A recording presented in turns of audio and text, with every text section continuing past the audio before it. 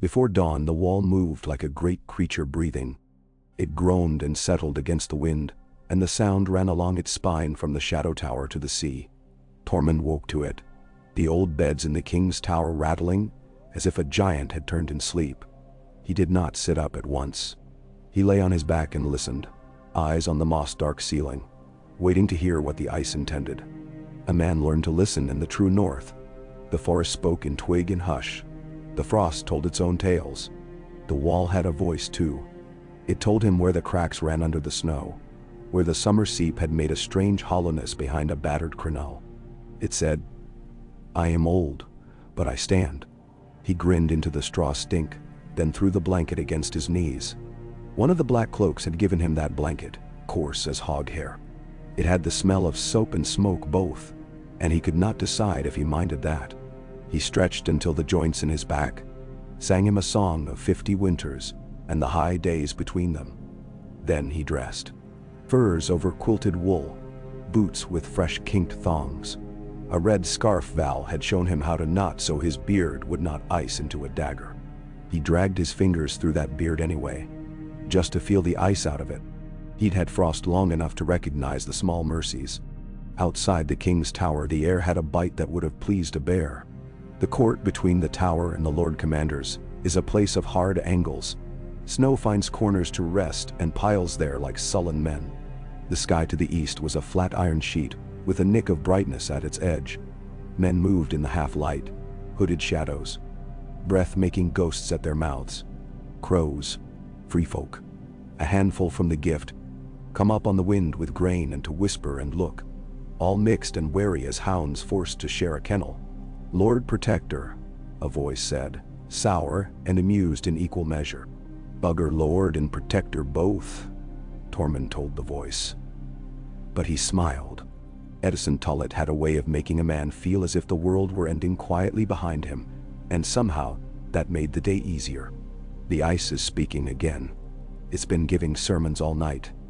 If I had known walls could preach, I might have stayed a mason." Ed squinted at the east as if suspicious of the light returning.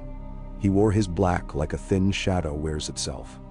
The clasp at his throat had been polished so often the raven there had lost some of its face. "Seems to me you stayed a mason long enough to put a patch on it after the last crack. Mender. Jam one hole, and 3 more come to see what the fuss is about. Still, it holds. It always has. If I may be so bold, Giantsbane, the men from the south will want the sight of you and your beard at the table. There's a sort of language these people speak, and half of it is hair." Bah. Tormund looked up at the wall. The notches of the walkway cut against the light. The ice there had a bluish heart in it, an old color that lived deep. Even after smoke and salted fish and casks of sour beer had changed Castle Black smells to something almost like a harbor town, the air at the wall's face held something pure. Let them wait a little. A man likes to stand with the morning before he must sit with the day. "The onion will wrinkle if you leave him in the frost," Ed said deadpan. "The onion," Tormund repeated. Pleased. Davos. A good man. Fingers like a map with pieces missing. He told me once he learned his letters late. Later than me, if that can be done. He's got a way of listening. I'd follow a man who listens more than he speaks. An excellent quality in a leader of men, Ed observed. On the rare occasions when anyone is quiet long enough to allow it. Tormund's laugh came out like a cloud. He clapped Ed on the shoulder, felt the narrow bones there. The watch was thin, in number, and in flesh. They had bled and starved and stood, and what they had left, they had given. It showed in the way a belt hung, in the way a man's humor went first to the gallows. "Come then. Let us go sit before your table full of paper, and watch the Southlings make scratches with their quills." "If I must," Ed said. "One day, I shall die at a table and be found with my chin in an pot. There will be great laughter at the funeral." "Ink's black," Tormund said. "You'll fit." They crossed the yard with the ravens fussing on their lines. One bird kept flapping its left wing and screaming as though it had forgotten how to land and was offended by the memory. The kitchens had already poured smoke into the air, and there was some comfort in the stink of porridge gone too long. Men nodded to Tormund, some with eyes that weighed him and found him less than what they expected, some with eyes too full as if they'd wrapped themselves in a legend and found it warm. He'd been named by more names than there were stars you could see on a clear night. Giantsbane, Mead King of Ruddy Hall, husband to bears. He knew for true he had been none of those at all, except in the way that stories make a thing, and then you have to carry it, or it carries you. Inside the Lord Commander's tower, the air was warmer and worse. Too many bodies in too small a place, and ink and damp wool, and the dead sweet of a candle that had drowned its own wick. The long table was a plank from some ship broken and rescued. A man could see the old bolt holes filled with pitch. Someone had spread a map on it.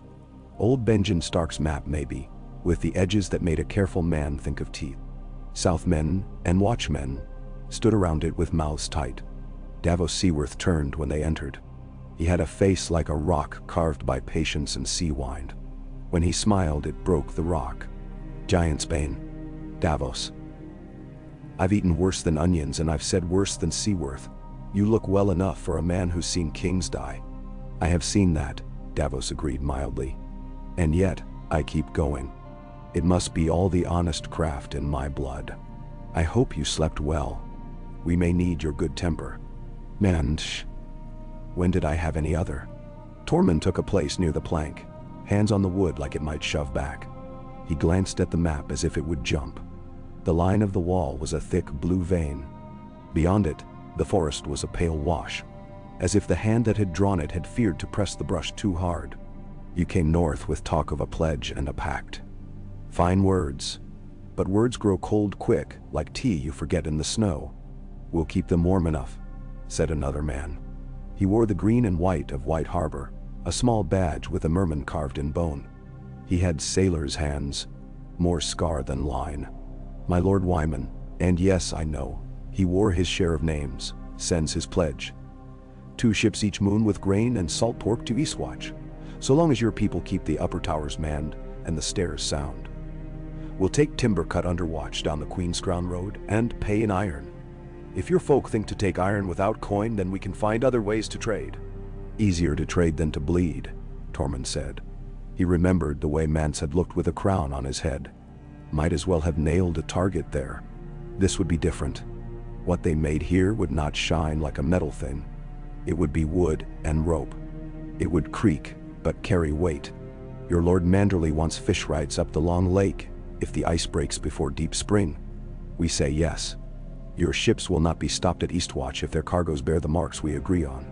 A rope of 3 knots on the left side of the mainmast. And if any man from South harms a free woman come to market, we will take the price in his blood, not his coin. You will make sure your captains know that part best. The merman man inclined his head. They will know. We like our men to come home. And the watch? Tormund looked to Ed, but it was a builder who answered. A burly man whose nails were half moons of sawdust. You will stop your angry crows from drawing arrows on my people, because they squat instead of kneel before your gods. You will swear that.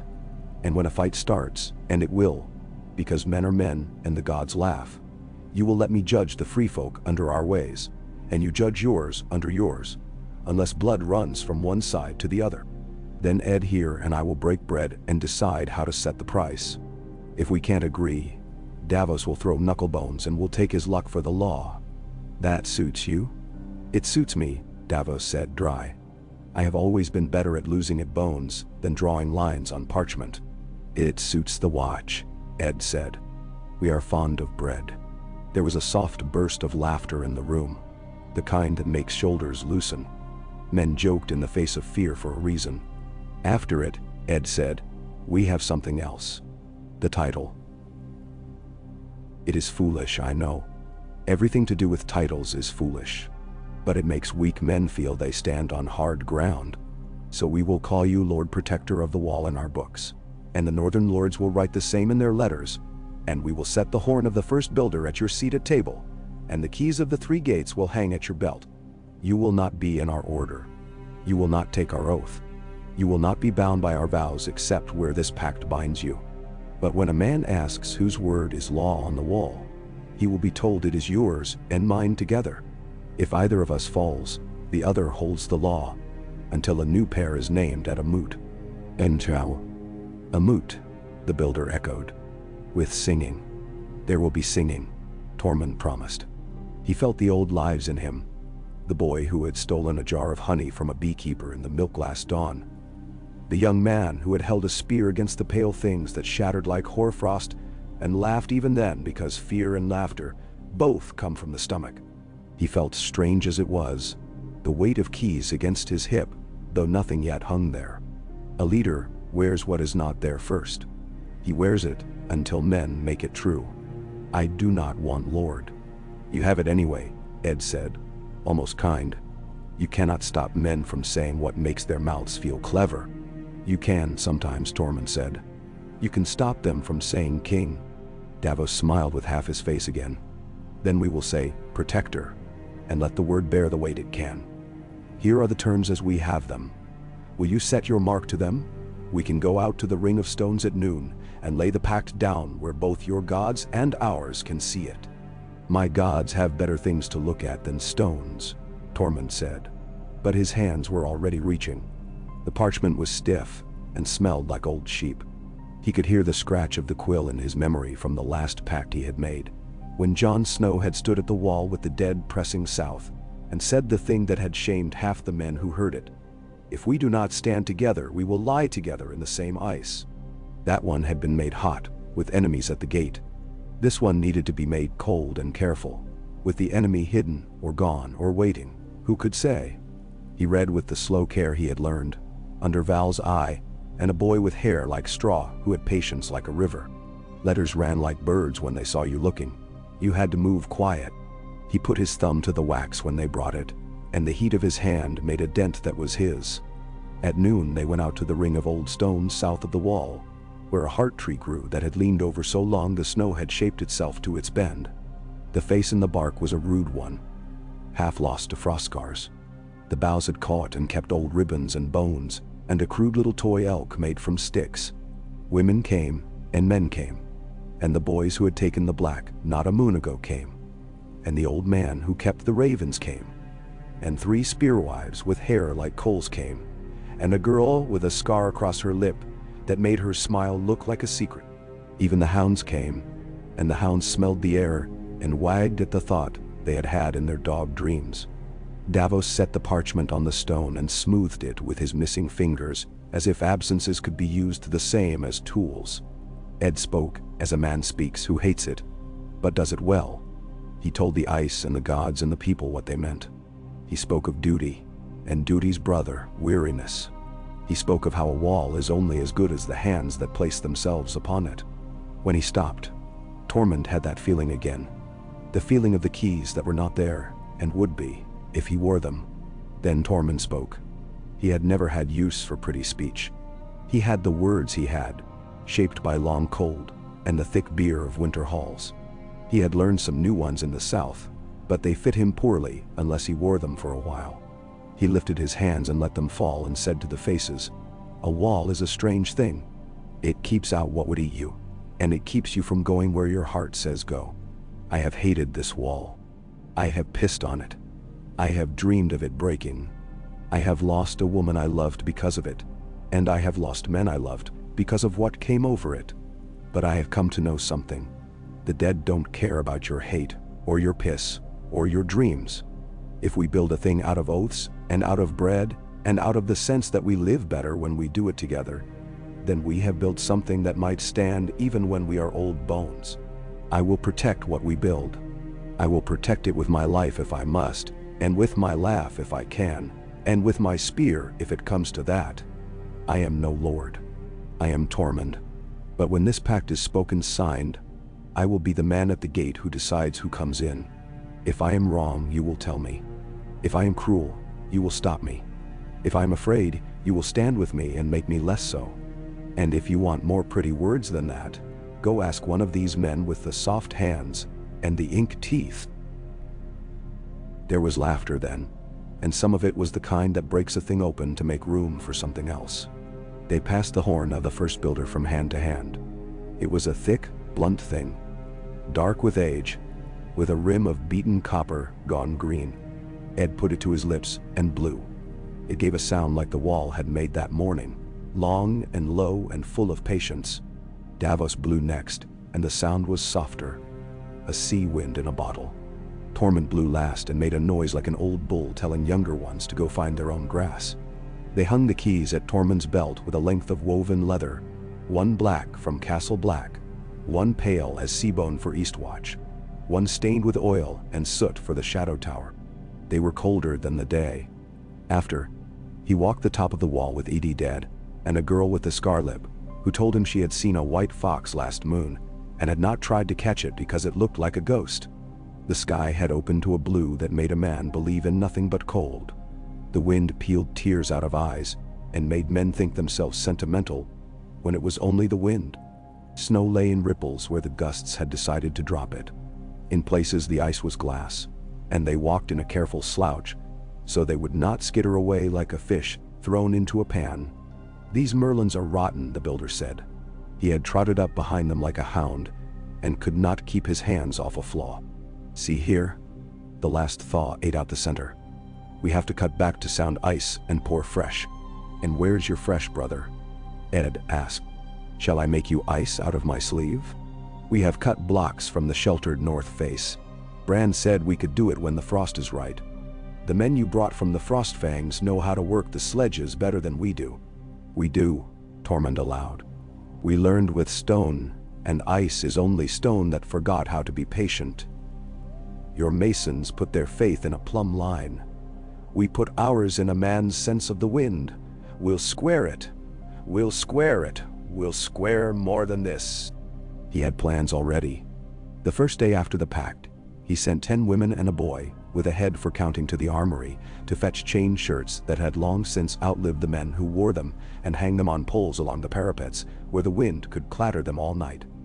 "All spirits," he told the men who laughed. "Even stupid ones know that the sound of iron means trouble." He told them to hang bones of fish and strips of tin as well, to make a chatter a wight might hear a mile off. He set boys to polish old mirrors salvaged from the Lord Commander's rooms, and the brothel that had once stood in Mole's Town, and hung them on the inner tower stair to catch any flicker. He put a woman who could smell a storm 3 hours before it showed its face in charge of the smokehouse, because meat is more important than heroics when the cold tries to gnaw. He sent 2 thens with axes as nimble as weasels to cut steps into a dangerous stretch of the outer face, talking to them as if they had been his own sons, and they grinned and did it, because men liked a leader who spoke to them as if they were already worthy. He learned names like a miser counts coins, Ragna the Ice Mouth, who could fix a torn boot with a bone needle so neat you'd think the tear had been part of the plan, Grey Hake, a fisherman with hands like driftwood and a laugh that would not be stopped, Corwin Pike, a brother of the Watch who hid his kindness in insults sharp enough to skewer sausages, Nella, who had buried 3 husbands and came to the wall to bury the 4th, and found instead a reason to teach children how to make fire when the wind was fierce. The names built a house in his head. The house had no roof yet. He liked it that way. It made him hungry. Trouble came quick as a fox to a hen yard, as it always does when men think they have done something wise, and now deserve a rest. 3 days after the pact, 2 boys set to shoveling the yard at the Shadow Tower got into it, with a then, about who would take first cut of the new bacon. There was blood, and blood calls its kin, if you let it. Tormund walked into the circle of men with his hands down and his voice up. He spoke their names. "Jory," he said to the boy with the blood on his knuckles, "your mother is Mira, and she married the scarecrow she found in a field with a black cloak on, and he made you more stubborn than a goat with its horn in a fence. Shiorn," he said to the then, "you have the prettiest hair on the wall and were too fond of it even before you came south. So don't look at me with that braid swinging and expect me to bow." He told them there would be a wrestling. He made a ring from the bodies of men in 2 circles, and he had the boys wrestle until they were laughing because they were too tired to be angry. And then he had them sit in the smokehouse and share the first cut of bacon between them, while he told them about the time he chased a sow through 6 miles of willow swamp, and nearly married it when he caught it because it was the only thing warm enough in that place to keep him from dying. He punished them both anyway, because laughter is good, but a law is a law. He had them clean the drafty latrine by the east wall, until they could perform their business there without wanting to die. "What is this?" asked Corwin Pike afterward, angry because the sight of a man doing something different is like a splinter. "This is a way that works on men who will never kneel to your pieties," Tormund said simply. "We keep the law by keeping our necks out of nooses. It is not so hard if you remember the difference between hurt that must be paid for and hurt that can be spoken around." And oh, in the night, when men had gone to their cots, and the wind had picked up, so that it sang in the chain shirts like harps, Tormund went down to the southern face of the wall. He stood with his palms against the ice. It burned. He closed his eyes and remembered her hair like fire in the snow, and the way she had said he knew nothing, and he laughed for a long time. Quietly, because laughter had kept him from breaking in 100 winters. He said words to the gods he didn't much honor, the old ones in the trees and the new ones in stone, and to the dead and to the ground. Because when you are old you begin to say words to everything in case one thing listens. He told them he would keep the gate. He told them he did not know how, and that he would know how, and that he would probably say something rude in the doing. He told them they could send him a sign if they liked, but to keep it small, because he had always found small signs more useful. When he opened his eyes, a fox ran along the edge of the tree line. It was not white, but it was thin, and it looked back at him once before it slipped into a fold of shadow. He shook his head and snorted like a horse. "Small enough," he said. Eastwatch made him think of bones. Ships come like drifted ribs against the quay. Gulls pick and scream. The sea keeps its secrets. The sea beyond the wall is too cold for men in truth. It chews them and throws them back. But the port had life now that it had not had in a long while. The Manderley ships came with bellies big with wheat and dried peas, and a little lemon for the king's tower, which had become a joke. They took back timber and smoked beef and the grim goods that men need to make life less ugly in a place like this. Soap, resin, candle stub ends. A woman with seal fat in her hair and a voice low enough to set a sail line humming ran the quay with the competence of someone who can count 8 things at once. Her name was Miri. Tormund gave her a broad steel knife from the armory, and the promise any man who crossed her would be thrown off the pier with a keg tied to his belt. She had 3 little boys who worked like otters and swore like old men. A Manderley captain, thin as a spear and dignified as a cat in rain, offered Tormund a pastry one morning, when the fog lay so close to the water you could poke a hole in it with a spoon. The pastry was puffed and sugared and filled with a custard that tasted like sunlight. Tormund ate it with suspicion and delight. Who makes milk into a sweet like this and says it is food? He wondered aloud. When you could have soup that tells you the truth and leaves you warm. Civilization, the captain said. As if the word were a blade he polished. Hot. Civilization is a good pair of boots, and a woman who can tie a knot while she laughs, and a child who grows fat in winter. Your pastry is a story. I'm not against stories. I just know what they are. And so, the captain tipped his hat. And what are stories, Lord Protector? Things you put in your mouth to stop your teeth chattering, and sometimes they have sugar on them. As the days pulled behind them like a rope knotted with tasks, the wall changed.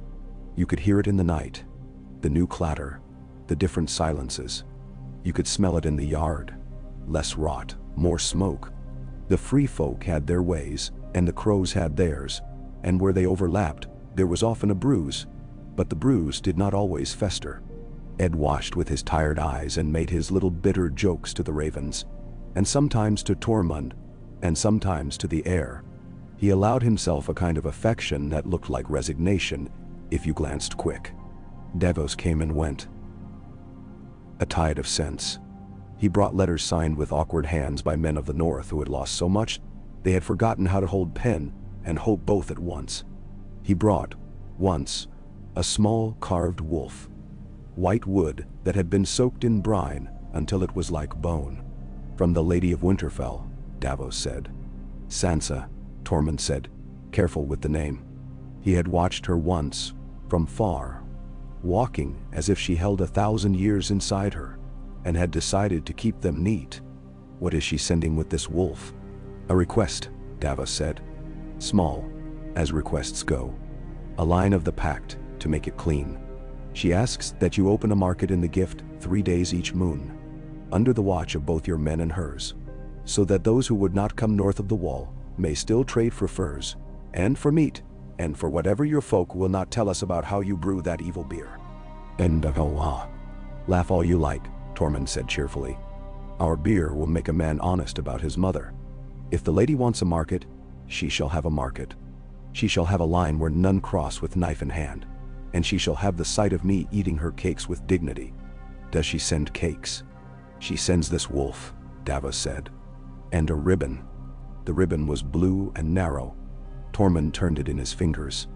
It was soft as a baby's cheek. He tied it to the ring of keys without thought, and it sat there, a bit of south sky against iron. It pleased him every time he looked at it, and he did not examine that too closely. The first market day drew 200 souls to the wide flat of the new gift south of the wall, where once men had tried to make farms and had found only stones and ghosts. The ghosts had not minded the tents and the open fires. There were barrels of pickled turnips and dried apples, piles of fox pelts, and a rack of knives made from deer bone that were sharp enough to open a dream. There were white harbor buttons carved like fish, a child's cart with a missing wheel, 2 casks of green walnuts in brine, a whale rib polished to take the backache out of a man, a little jar of scent brought by a sailor who believed women might want to smell like flowers even in winter.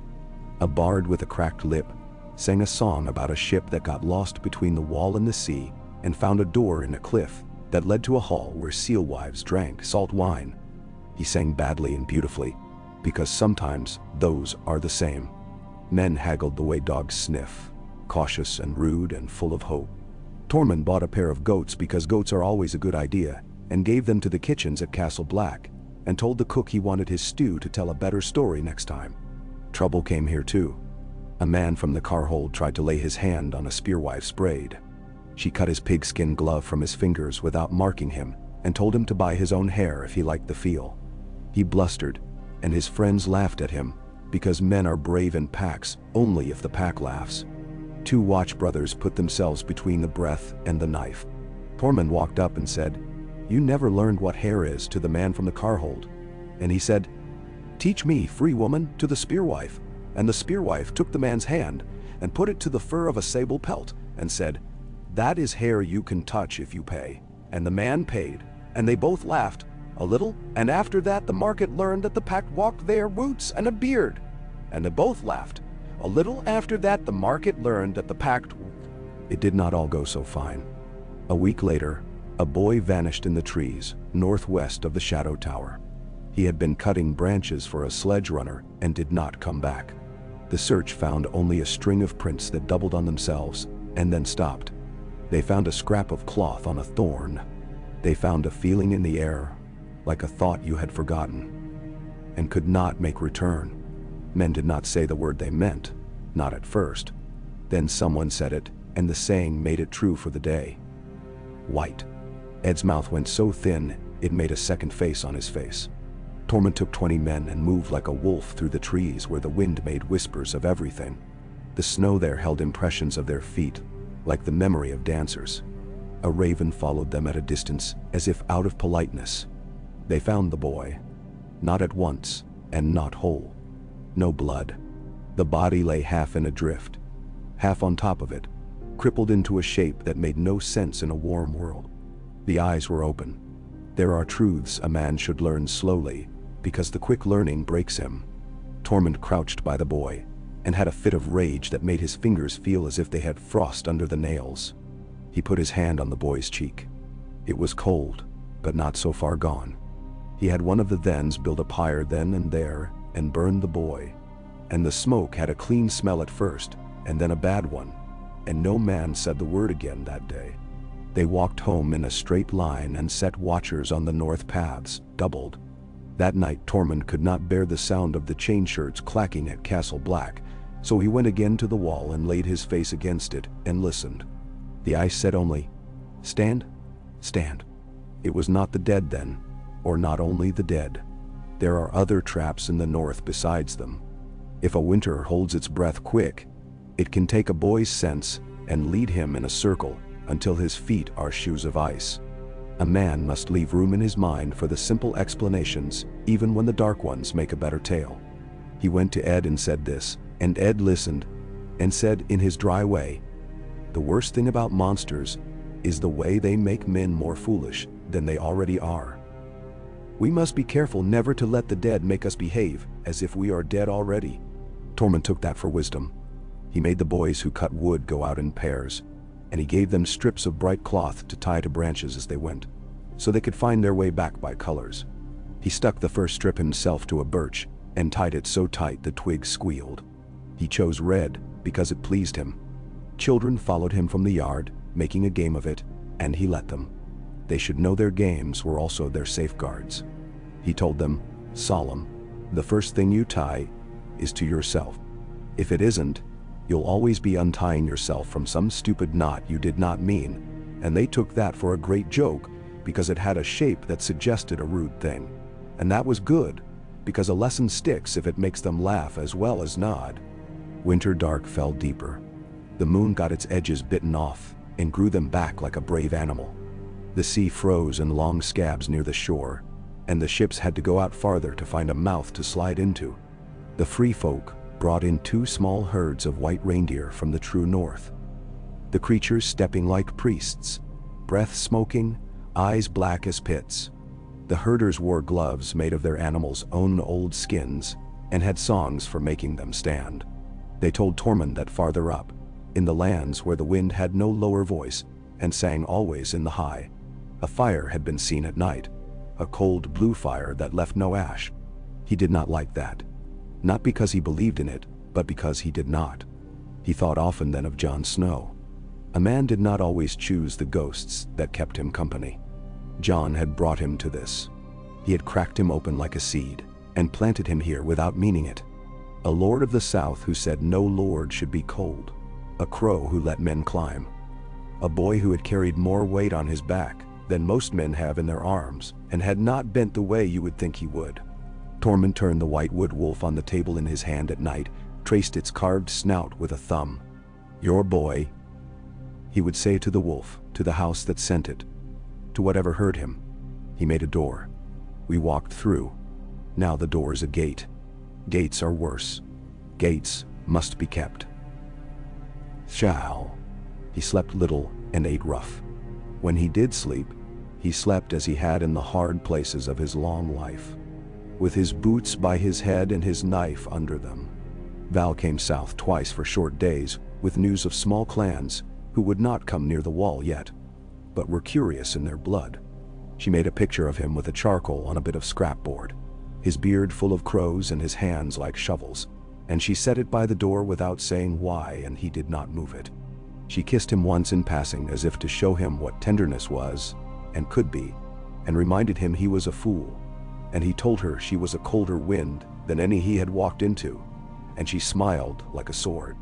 Once, in the deep part of a night no song would bother to include, he stood in the yard and looked up, and the sky had spilled stars as if someone had torn a net. The wall took their light and made a pale skin with it, stretched tight.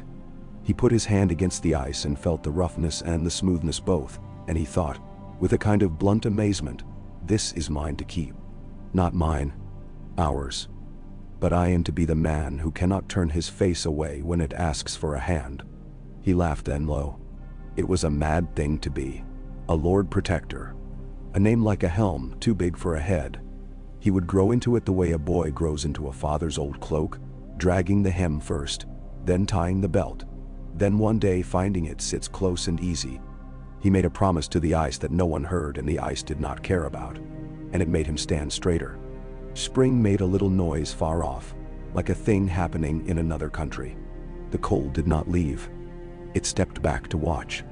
Water found lines it had forgotten, and in the night the wall made sounds that woke men and sent them to their doors to see if the world still had its corners. Tormund sent men down the stairs at all hours to check the shoring under the worst cracks. He had the builders carve little channels on the south face in rows,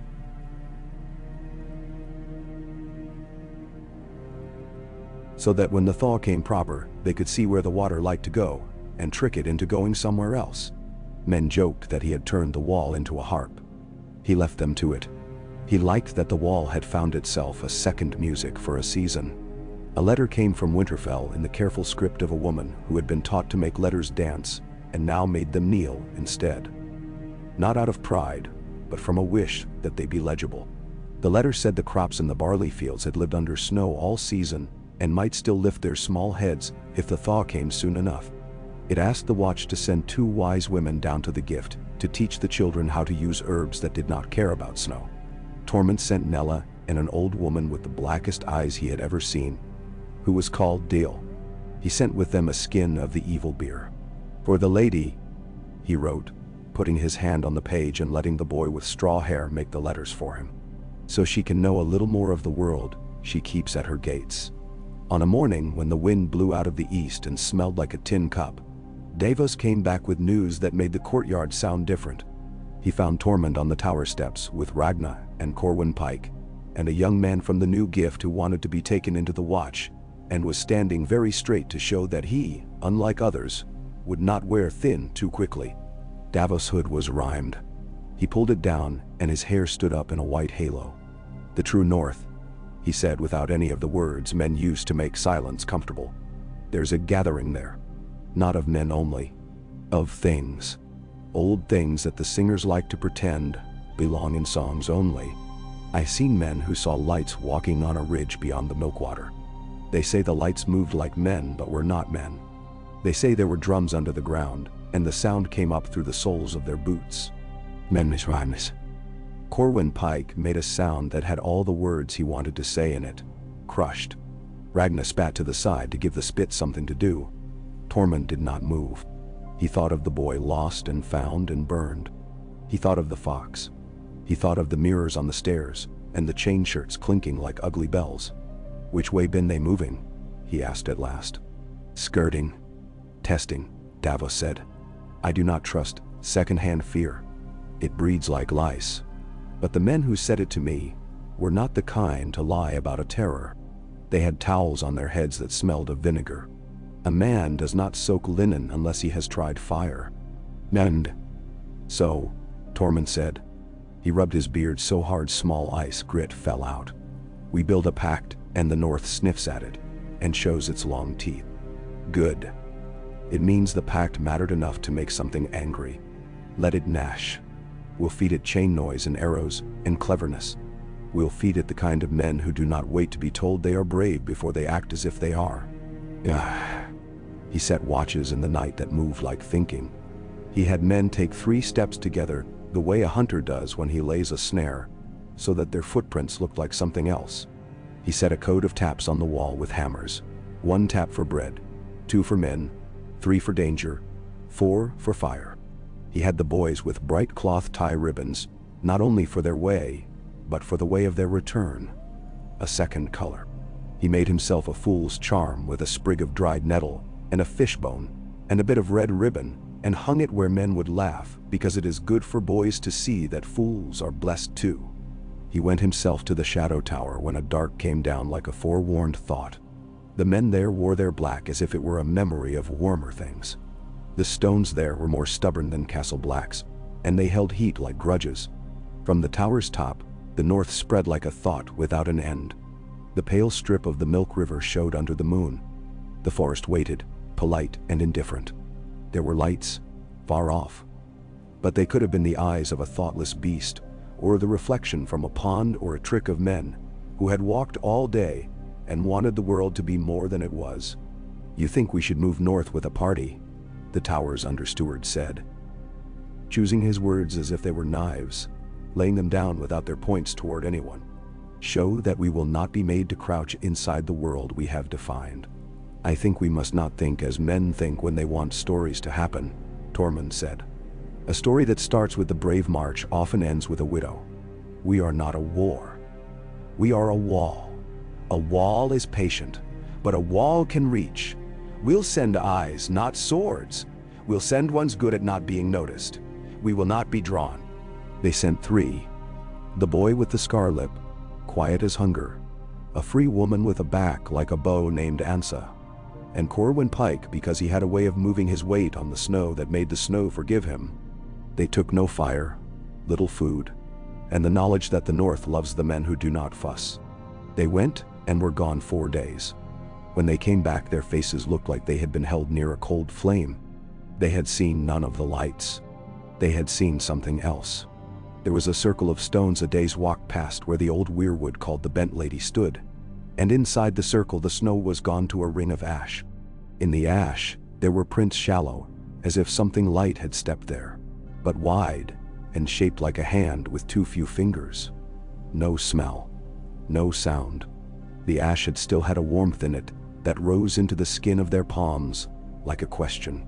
Tormund's lip pulled back from his teeth in a grin that had no mirth. "We would not be drawn," he said to Ed later, over a table with a map and too much lamplight. "But something else is drawing its own pictures on the ground and expects us to come look. I will look. I am too curious to be a saint." "You do not need to be a saint," Ed said. "You need to be a man who is too stubborn to die easily." "That we have." They drew a line then, on Benjamin Stark's map, with a coal. It was not a border. Borders break. It was a path of sighting. It ran from the Bent Lady to the ash ring, to an old watch tree that had a limb bent like an old man's arm reaching to scold a boy, to a small stone with a hole through it where the wind made a tone, to an outcropping that looked like 3 sleeping dogs. They set watchers along this line, changing each watch before a man's thoughts went stale, and the watchers were told to do nothing but look and listen and not disappear. That last instruction made the boys laugh. It is good that boys laugh, where instruction and fear meet. When word went to Winterfell of what was being seen, the letter that came back was very short. It said, in that careful script, "We stand with you. Say what you need, and we will find it." It said nothing of glory, only of work. Tormund folded it and unfolded it twice. He liked the feel of that certainty. He liked that glory had no call on the pen. He needed arrows and men with patience and 100 small things. More salt, more twine, more nettles. A new spoke for a cartwheel that had been mended 3 times and was thinking of leaving the world. He needed someone to teach the Manderley captain to swear properly. He needed sleep. He took none of these for granted. He took what he could get. He took a boy's laugh in the yard and put it in his pocket with his knife. On a twilight that had in it the burden of a promise, the sky went strange. The light was like metal. The wind cut in from the north with the sound of small bells, though no bell hung within a mile. In that light, the wall looked like a blade someone had lifted, slowly. Tormund stood on the top walk with EDD, and a woman with eyes the color of winter water, who had never told him her true name, and would not. He felt his own breath, and the breath of the men near him, and the breath of the ice under his hand. Every breath was a fact. He felt the keys at his hip and the blue ribbon among them, and the old ridiculous charm on a thong under his shirt, and the hook of his belt where it had worn a shiny place in the leather. He felt the history of his body and the history of the wall, and the two made a third thing, and that third thing stood upright in the cold and looked out. There, far off along the line they had drawn in charcoal, something moved as if the world had shifted its weight. Not much. Enough for the eye to catch it and be unsure, and then catch it again and be sure. Not men. Not deer. Not a weather. Something that would set its foot down and leave too broad a mark and too shallow, and then lift it without hurry. In that metal light, the moving thing had a pallor that was not a skin, and not a cloth, and not a thought. "Well," Ed said, as if discussing carpentry, "we are being visited." "Maybe we should put on a good kettle," Tormund said. He was smiling. He could not help it. It was not joy. He had always smiled in the face of big things. He had smiled in the face of women coming to him with a knife. And he had smiled with his mouth full of the last meat for a month. And he had smiled at the sky when it threw the dead at him like a man throws chicken heads to a dog. He had always smiled. It was the face he made when he could not do otherwise. He raised a hand. The men took their bows with the softness of long practice. The good ones. The ones who could make a string kiss without breaking their own fingers. He did not tell them to shoot. He told them to stand and breathe and be a wall. The thing far off stood, and the light shifted again, and it did not shift with it. It was not a trick of the eye then. It had dealings with light, but did not answer to it. "We could name you," Tormund said under his breath. "We have names for many things. We have too many names for some. To name you is to say that we know something about you. We do not. We'll keep our mouths. We'll keep our arrows. We'll keep our pact. Come see what you want to see. You'll find chain and noise and eyes that do not look away." Mensawa. The thing did not come closer. It turned, or it did not, and the light made it seem so, and the metal of the evening softened, and the bells went out of the wind. The men let out breath. One of the boys new to the watch laughed because his body had to do something or his bladder would. Tormund clapped him on the back hard. "Good," he said. "Remember what your breath feels like when it goes back into your body. You'll want it again. You'll want it many times. That wanting is what keeps you. It is stupid, and it is holy." Later that night, the chain shirts made such a clatter that men cursed. He did not tell them to stop. He went to his bed and sat on it without undressing, and looked at the white wolf on his table, and the bit of blue ribbon on the keys. And he thought of a boy's pale face above a black cloak, and thought of a woman with a head full of red fire, saying the words men say when they are making gods out of need. He thought of the long forest north of the drawn line, and of a ring of ash warm under the palm. He thought of Davos moving like a tired truth between cities of pride and rooms of ink. He thought of Eddie D, who would die at his table if he let him, and of Miri, who could swear like a deckhand and count like a king, and of Ragna's neat boot stitches, and the then's braid, and the boy with the scar-lips' silence, and Nella's herbs. This was his. This was what he was. He did not want it to be many other things. He lay back at last, and drew the coarse blanket up, and the bed turned its straw smell into a kind of comfort, because comfort is what you call a thing you have used until it stops being an enemy. In the night he dreamed of a door he had not yet opened, a door with white sap dried on it, and a sound like a horn far off, and the word Pact written in the snow with a stick by a child's hand, and the snow falling, slow and not covering it. When the morning came, the wall groaned again, as if amused to find itself still there.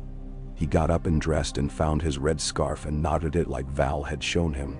He went out and stood with the morning, as long as he could bear before he went to the table, to sit with the day. The air was clean, and his breath went out and came back, and the keys at his hip were cold and honest, and the blue ribbon touched his leg with the lightest idea of the South. He did not think the word Lord as he walked. He thought the word gate. He thought the word keep. He thought the word stand. The work took him. Men brought him questions.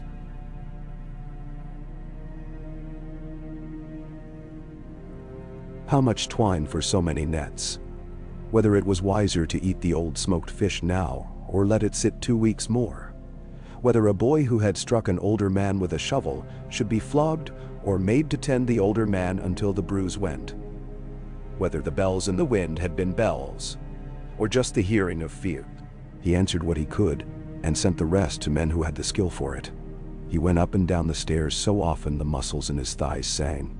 He ate a heel of bread and a hunk of goat cheese, and drank the evil beer, and it tasted like a promise kept badly, which is still a promise. He laughed with a man whose wife had sent him a letter full of complaints, and then, at the bottom, a drawing of a pig smiling. He swore at a boy who had not pulled his hood up when the wind went to knives, and made the boy swear back as practice, because the day will always require curses. He found himself looking toward the north without meaning to, as men look toward a former home they do not want to return to. In the afternoon, Davos stood with him on the tower top, and squinted toward the drawn line. I knew a man once who said that if you make an honest thing, the dishonest world comes to test it. He said he smiled when that happened. He said smiling made his teeth feel less like stones. He was a fool, Tormund said. But some fools live longer than wise men, because they do not tire out their hearts with thinking how bad it all is. Perhaps, Davos said. He had a way of turning perhaps into a little plank a man could cross a marsh on. Do you want counsel? I will hear it. Then do what I want, Tormund said cheerfully. That is how counsel works in truth. Keep the markets, Davos said. Do not let fear make your people stingy. Fear makes small the field, And when the field is small, the wolves jump the fence. Keep your small rules. Do not make new grand ones just to show the North you have a spine. Show them you have a belly and a back and good boots. Keep the boys laughing. Keep the women with knives in reach and work to do and a seat at every table. Speak to men by name. Use too many names. Make the sound of them in the yard so no one forgets who we are when the wind wants to take it. And when the time comes to shout, shout before it has come for everyone else. That is the way to be first without being foolish. Tormund listened and nodded and stored the words in the same pocket where he stored boys' laughs. He would not look at them every day. He would put his hand in and feel them when the wind went wrong. He stood on the top walk later as the light went. Men had started to call him protector in the yard without the Lord more often than not, and this pleased him in a mean way, because he did not like the shape of Lord in a mouth.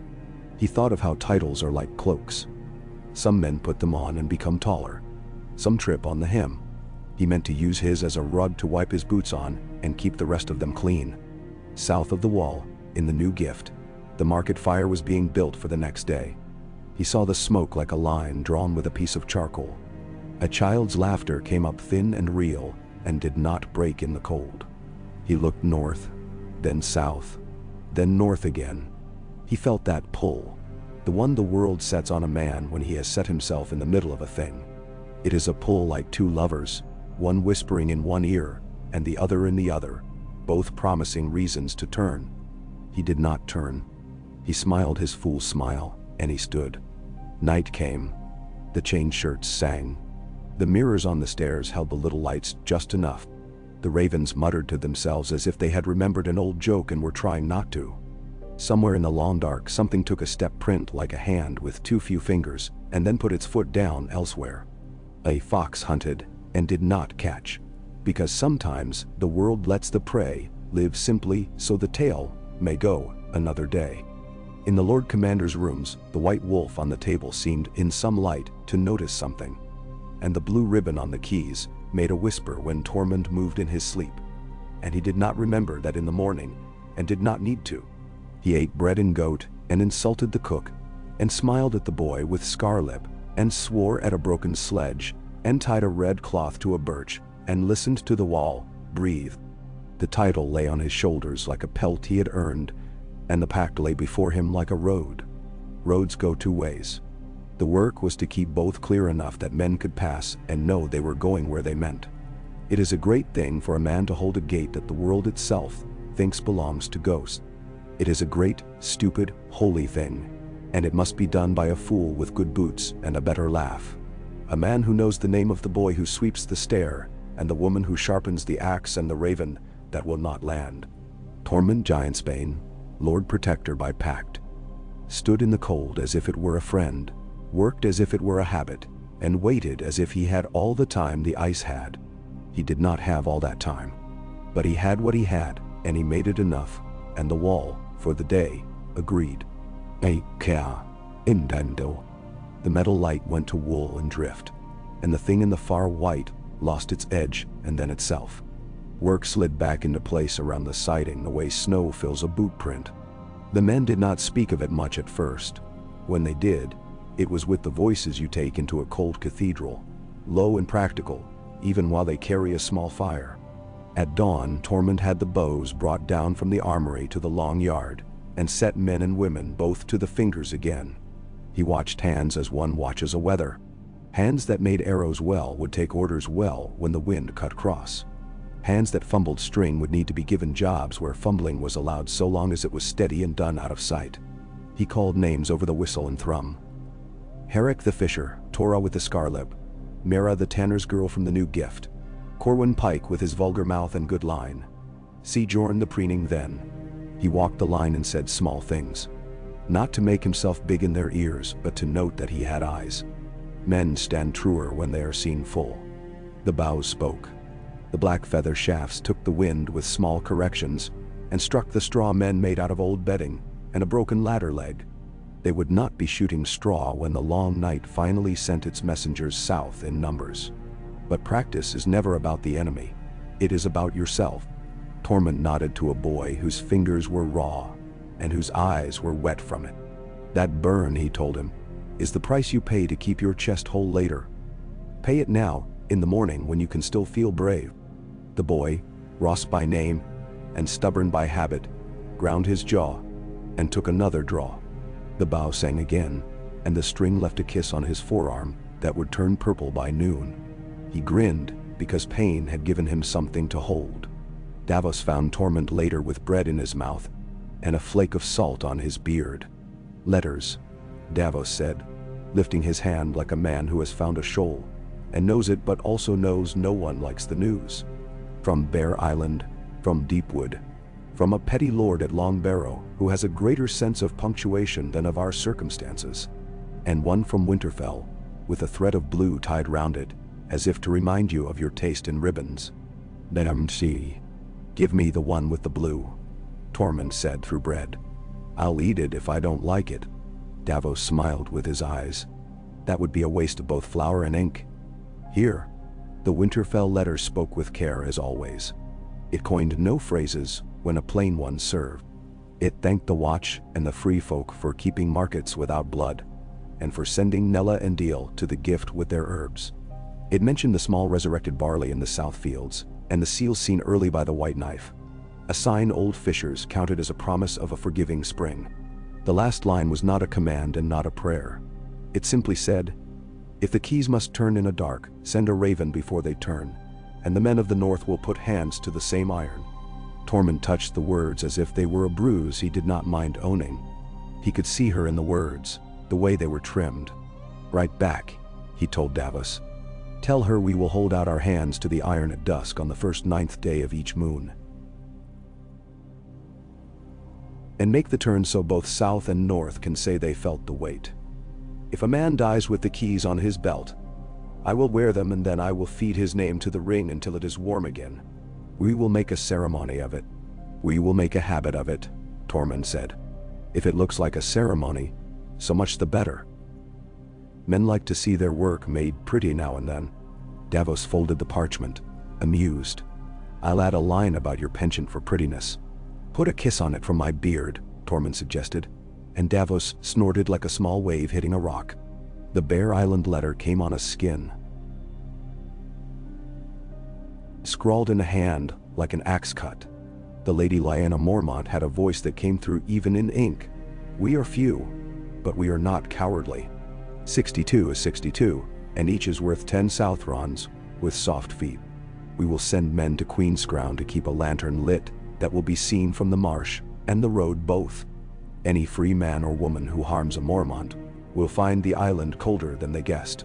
Tormund liked her impudence. Send back that I am fond of bears and of people who do not count themselves twice, he told Davos, and that if her 62 are here when whites come, I will bake them a pie. It will be a bad pie. They will remember it fondly, which is better than eating it happily. The Deepwood letter was more flowered, speaking of alliances and debts of old wars, and of the folly of leaving the wall underpeopled when the world to the south had taken to killing itself in pretty halls. It offered pitch from the pine woods and 20 good bowstaves in exchange for iron knives and 3 barrels of goat tallow. Tormund underlined the word goat with a thick finger and laughed. Tell them yes and yes and yes, and tell them to teach us to brew their pine tea that tastes like you licked a ship's mast. I hate it. It will keep me alive, which is the worst thing a drink can do. The man from Long Barrow wrote with 9 clauses to a sentence and put his name in a flourish that looked like a dead fern. He asked whether free folk could be trusted to keep the king's peace when they had never kept any peace that did not suit them. Davos raised his brows at that and did not offer it first. Tormund read it anyway and set it down slowly. Write him, he said, that I will keep whatever peace satisfies my belly and keeps my people's feet here and not there. If the king's peace is that, I will keep it better than his grandfather did. If he wants a badge to wear that says, I'm at peace, I will send him one made of bone and my spit. He can pin it to his cloak and feel virtuous. And Davos did not encourage Tormund often, which made the times he did more sweet. He smiled full. I'll soften that just enough that the meaning survives and the spit dries invisible. They made the habit of the keys that 9th day at dusk. standing on the ring of old stone south of the wall, where the heart tree leaned and caught the ribbons the wind wished to bite. Ed brought the horn, sealed anew with wax to keep the cold from cracking what age had spared. The gathered folk stood in a broad circle. Crows here, free folk there, the three Manderley sailors who had stayed to drink too much and learned too little on the edge. Tora with the scarlip stood at Tormund's right with a short spear and an old shield strapped to her arm. She had taken to following him like a shadow that had discovered it could speak when needed. Davos stood at his left and Ed a step behind, which was the best place for dolorous men because it let them murmur into fate's bad ear. They passed the keys from hand to hand around the circle, every hand clean, or made so by snow. The iron made their palms smell like work. Tormund watched faces when the iron touched them. The faces told him more than any oath would. Men who did not look felt the weight as if it belonged to someone else. Women who closed their eyes meant to be honest, even if honesty hurt. The blue ribbon flicked in the wind. When they made the turn at last, Castle Black, Eastwatch, Shadow Tower, and lifted the horn, the sound had no magic in it, and yet all men stood straighter for a breath and a half. It settled their thoughts into the grooves Tormund had been carving for them. After the keys and horn there was a wrestling because men like to see something thrown. Tormund threw Corwin Pike easily the first time and nearly went over himself the second. Corwin laughed even when his head thumped the snow, because it is hard to take offense when you are short of breath. They passed the skin of the evil beer, and not too many drank too much because people had begun to understand that the Pact was a thing like a fire. It gives warmth if you watch it, and burns a fool who thrusts a hand in for nothing. Ed found Tormund with his back against the heart tree when the circle was dispersing. The red faces in the bark watched them with their blank humility. "Do you ever think we've made a thing so clever it will get us killed?" Ed asked in his usual cheerful voice.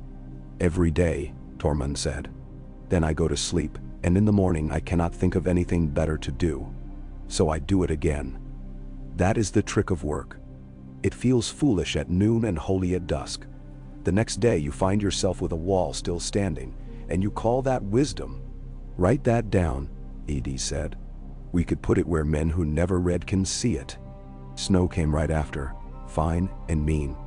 It fell all one night and all the day after, and stitched the ground shut.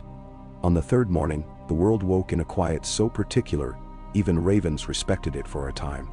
Smoke went up straight, like a man who has remembered his manners. The chain shirts along the parapet were small tongues in that stillness. Builders used the gift the snow had brought. They cut blocks on the north face and hauled them with sledges like stubborn saints. They poured water to seal seams, burned the ice with torches to find hollows, then filled them with slush that would freeze smoother than a priest's lie. Tormund took a turn at the sledge ropes, because leaders should pull sometimes where men can see it. He did not do it long. A leader who works all day cannot decide all night. But men saw the rope cut into his shoulder, under the fur, and that was a kind of sentence written on a sensible page. The free folk had known about dragonglass longer than the watch had known what that knowledge was worth. Old women kept knives of it, wrapped in soft bark, as if it were a baby that might cry. Hunters used black points when a ghost bear was rumored. You did not want to see your arrow pass through a thing and have it keep walking. A Then with a head for geology, his word not Tormund's. Tormund called it rock sense, which is better. Returned from a run with a sack and a grin. He upended it on the table in front of EDD and Davos and Tormund, and spilled a litter of black obsidian, dragonglass. Some pieces raw and hammered by time into wicked flakes. Some clumped, some large enough to nap a spearhead that would take a giant's eye.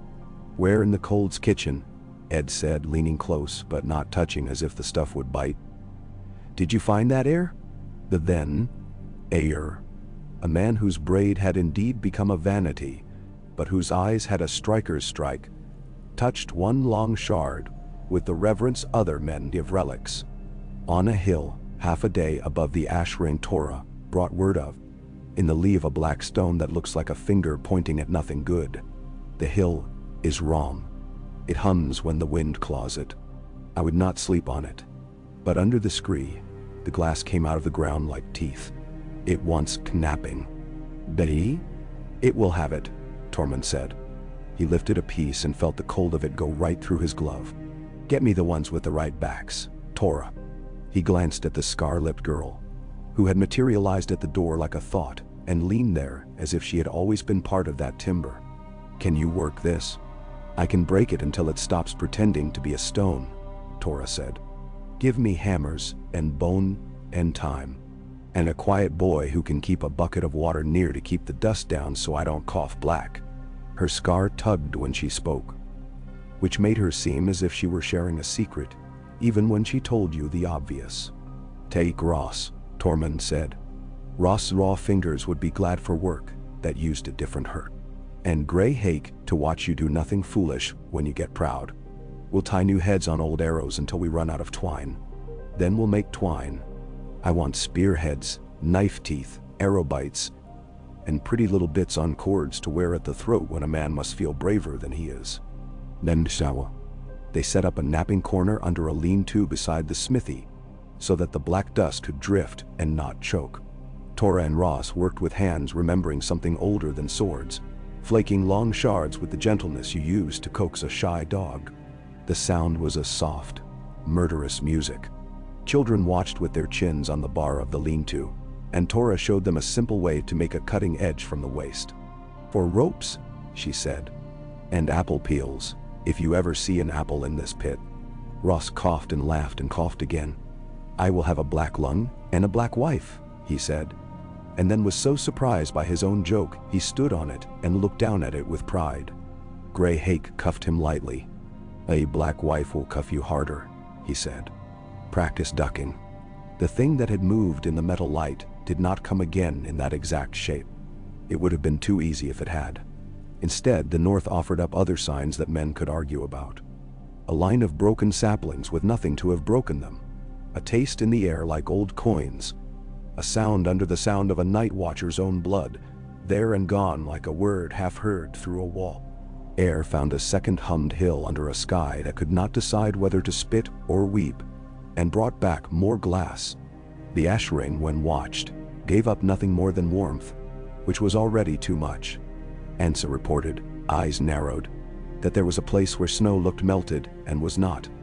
Step into it, and you sank as if some giant had made a mouth under the drift and was waiting to swallow a boot. They marked it with 5 saplings dragged in a rude star and told boys to stay away or be turned into meat for ravens. Boys came to stare anyway. Ed posted a man there whose only job was to shout, "No," until his throat went. Then he posted another to spell him. A wall made of one word, he told Tormund, is the cheapest masonry we have. Markets continued through the weather because hunger does not keep a calendar sane men respect. There were fights as there will always be where men bring their desire and their coin and a memory of what their fathers told them about the other. Tormund stopped a blood price from being called over a spilled pot of fat by having both men who would have been kin to the dead kneel in the slop and scoop it up with their hands and eat what they could carry. The slop was cold and ugly by then. They did it because they saw he would make them no easier offer. Afterward, he paid a skin of beer to the woman who had lost her pot, because law without pity is a dull knife. It cuts, but it cuts on the wrong side too often. More Southerners came to look as the weather allowed roads to be called roads again. One was a knight with a green and gold surcoat frayed at the edges, who called himself Sir Benton of Ivy Ridge, and had the tired eyes of a man whose horse has learned to move without instruction, while he thinks of debts. He wanted game and furs and one spearwife. He said it neatly, thinking he charmed with frankness.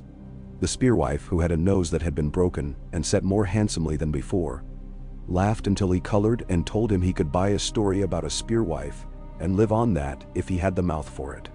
Tormund let the laughing run until it edged toward cruel, and then cut it with a look.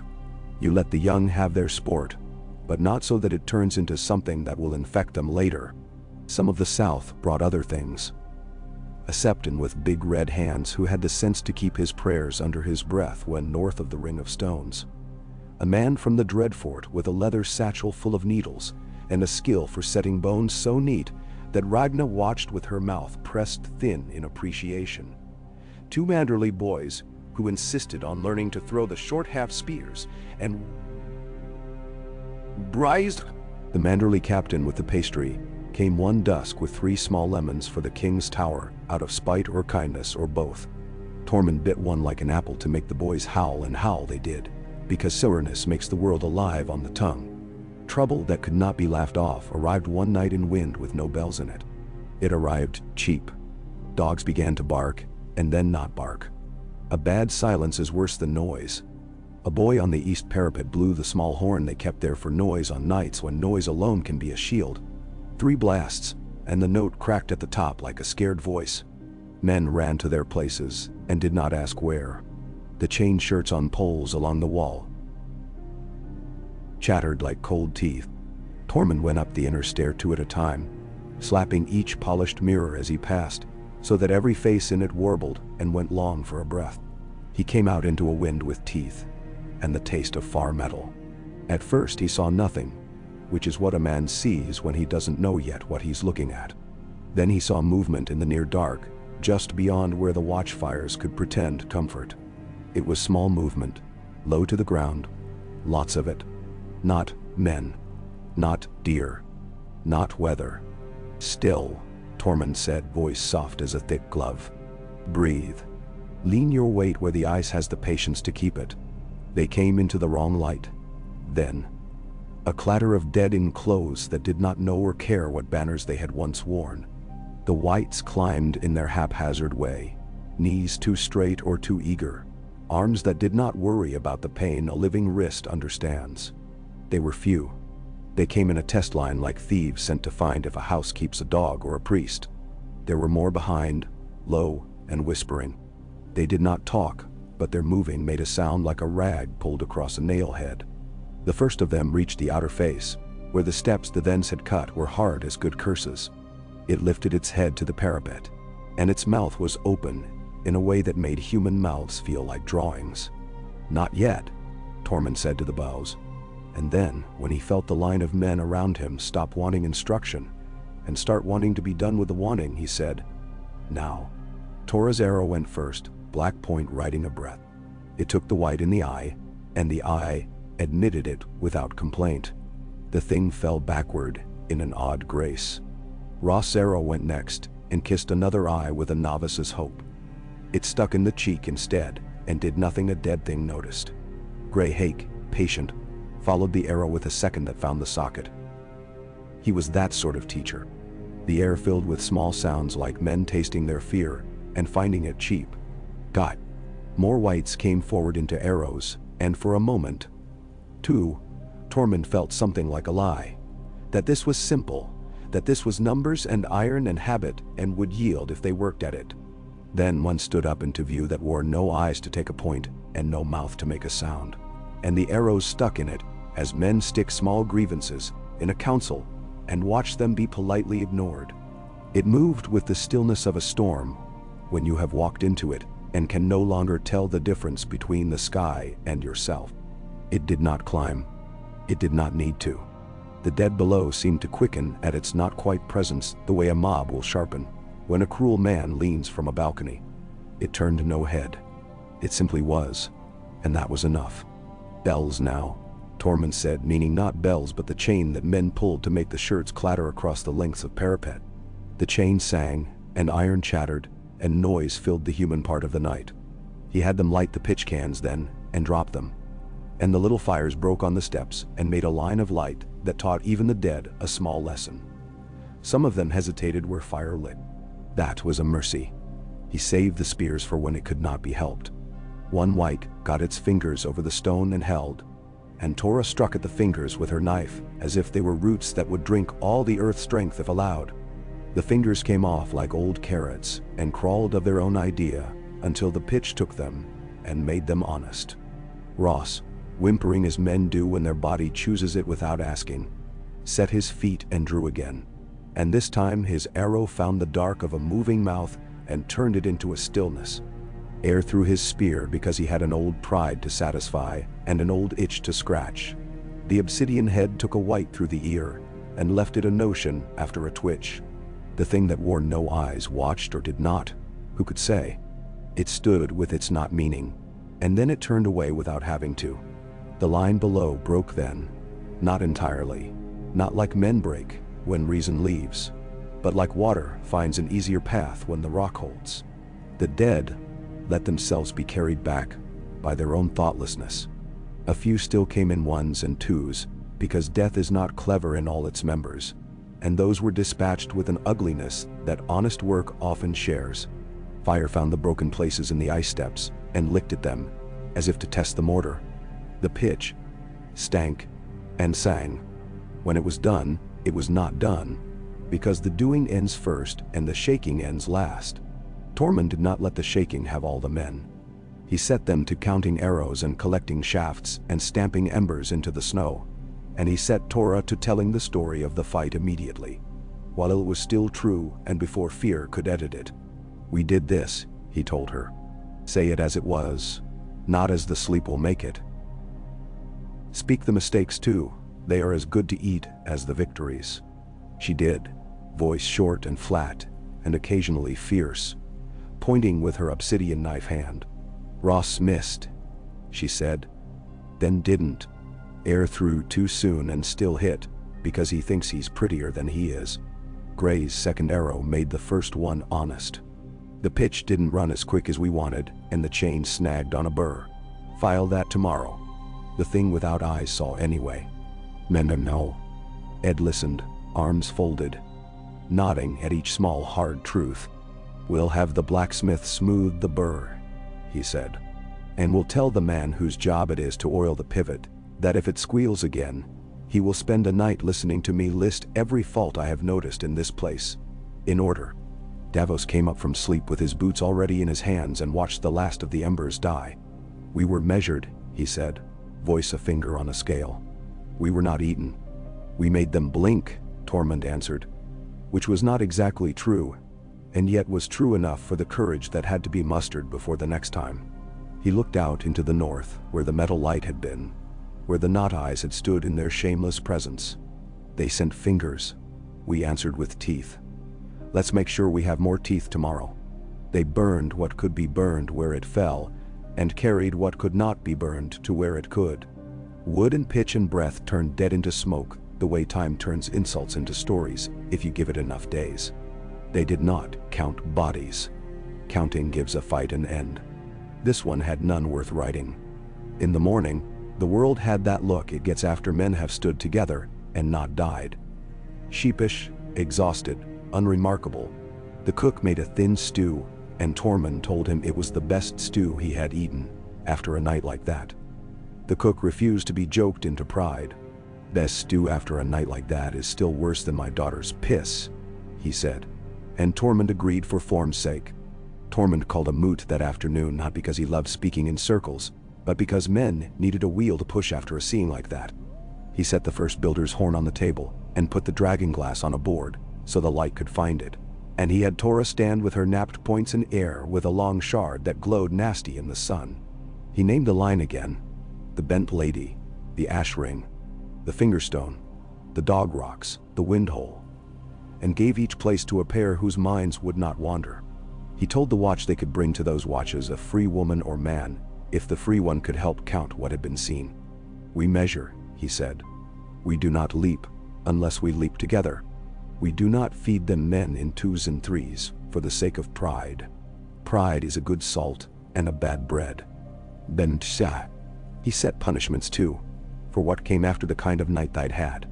A man caught drinking too much at the market while on watch would find himself carrying chamber pots for the women's hall for a month, and if he complained he would carry them another. A boy who told stories to frighten children would find himself standing by the ring of stones all day, saying hello to everyone who went by until his throat hurt, and he learned what it is to speak for company, rather than fear. A woman who cut a man for touching her unasked would be praised, and then told to clean her knife and to show 3 girls how to sharpen theirs. Men laughed at that and did not laugh. When the day loosened, he walked out to the ring of stones and put his hands on the old tree. The face there had been cut long before his grandfather's grandfather had learned to spit. It had the calm of wood that has seen everything and then watched it again, slower. He spoke to it without shame because a man who has seen the dead move under the wrong light has no room left for the embarrassment of praying. He told it he did not ask for heroics. He asked for dullness. For quiet watches and stubborn fires and men who would keep their belts mended and their feet dry and their throats too full of bread to swallow stupid temptations. The wind in the bones and ribbons heard him, or it did not. The act of asking steadied his ribs. Val returned that evening with 2 spearmen and a story about a clan east of the Milkwater who had been living in a cave cut clean as a baker's oven by something with patience. They would not come south yet because they believed the wall would fall if they looked at it too long. Their mothers had told them this, and their grandmothers too. Val's mouth made amusement, and her eyes did not. They have eyes like men who have eaten frost, she said. If they come, they will not have much left in them to negotiate with. Bring them pies, Tormund said. Pies do more to make men negotiate than kites, in my experience. He still thinks food is policy, Val told Ed, who had drifted near like a shadow that had found a nice wall. I know food is policy, Ed returned. Which is why the kitchen screams like the rafters at a feast day and still never has enough. I would be as fat as a Manderley if we had more goat. I am pleased to remain thin. Val leaned her hip against the table where the dragon glass caught the last light like a row of black teeth in a grin. You had visitors, she observed. Tone so even, it was an insult to fear. We had test fingers, Tormund agreed. We made them give us the hand, and then burned the hand. They will send an arm next. We will have knives ready. Bendoar. Val reached out and touched a knapped point with the back of her knuckle. You cut these right? She told Tora, acknowledging craft the way a warrior acknowledges a blade. Do not let the boys dull them by tying them with bad knots. Tora looked pleased, but hid it in a nod. I will make them tie until their fingers bleed, she said. Then I will make them bind them with leather so their blood is not wasted. Davos brought news with his next arrival that had in it the boring goodness Tormund prayed for. Carts of salt, bolts of cheap cloth, a bored carpenter willing to come north and fix doors that froze in their jambs and locks that cracked like eggshells if looked at wrong. And he brought a man with coins and calculation in his eyes, a steward sent from White Harbor to discuss a more regular tally-in of who brought what to the market and who owed whom how much. The steward wore 3 wool coats, which made him look like a layered pastry, and had a way of speaking as if everything were obvious, and therefore you were a fool for needing it said. Tormund took a liking to him anyway. You count well? He asked. Count me the laughs today in the yard? The steward blinked, then tilted his head and actually tried. 37, he said at last, weary. But I'm told I missed a boy's in the latrine, and one from a woman who laughed into her sleeve. Good, Tormund said. You'll do. Count our coin too then. But remember the laughs. If that number falls below 10 in a day, you bring it to me sooner than if the coin falls. Menshah. The steward blinked again, but something in his face relaxed. As you say, Lord Protector, he said. He would not lose the title. Men with ledgers rarely did. They built beacons along the New Gift Road at intervals a pony's lungs could manage. Crude stone piles with caps to keep the snow from filling the fire pits. Dry brush kept in barrels. Tar under canvas. Boys and old men were given the tending of them. A task must be thought of as an honor to be done properly. Tormund walked the line one bright day with Edd and Davos, placing his palm on each beacon's stone and stepping back to see what a fire there would show a traveler. From the last low hill, he could see the long white length of the wall, off to his right, and, to his left, the faint smear that meant the river knew it was a river again under ice. The world tilted between them like a plank on a least true barrel. Do you ever think of the sea? Davos asked abruptly. The question was not out of nowhere. His mouth had been chewing it for an hour. I think of its temper, Tormund said. It reminds me of a man who has convinced himself his wife has wronged him and looks for signs in the chairs and the dust instead of in her eyes. It comes and goes and says it meant to, as if we had asked. I miss the smell of pitch and a deck, hot with sun, Davos confessed in his steady quiet. And I do not. I am too old to fall in love with a plank again. You are not too old to fall in love with stew, Edd said, which is ready and growing colder while you make poetry in the wind. Come away. The beacons will not light themselves except once, when a boy thinks to try it, and then we will have to build them again. At Eastwatch, a winter gale tore one of the old outer buildings from itself and threw it in a heap on the quay. Miri cursed without pause for a measure of time that made two sailors cross themselves in their southern way without thought. She had the heap picked apart like a crab by noon, salvage piled into useful and useless, and we will see. Tormund waded into the sea pile and pulled out a length of bent iron that hammered, could be made into hooks to hold kettles, and a door with its bottom rotted and its top sound, which turned into a tabletop by dusk. He rewarded Miri by declaring the first bowl of the next fish stew hers, and sent a raven to Winterfell, asking for rope that did not mildew in salt if such a miracle existed. The reply came back short and hopeful. "We will ask," it said, which is the most honest prayer the South makes.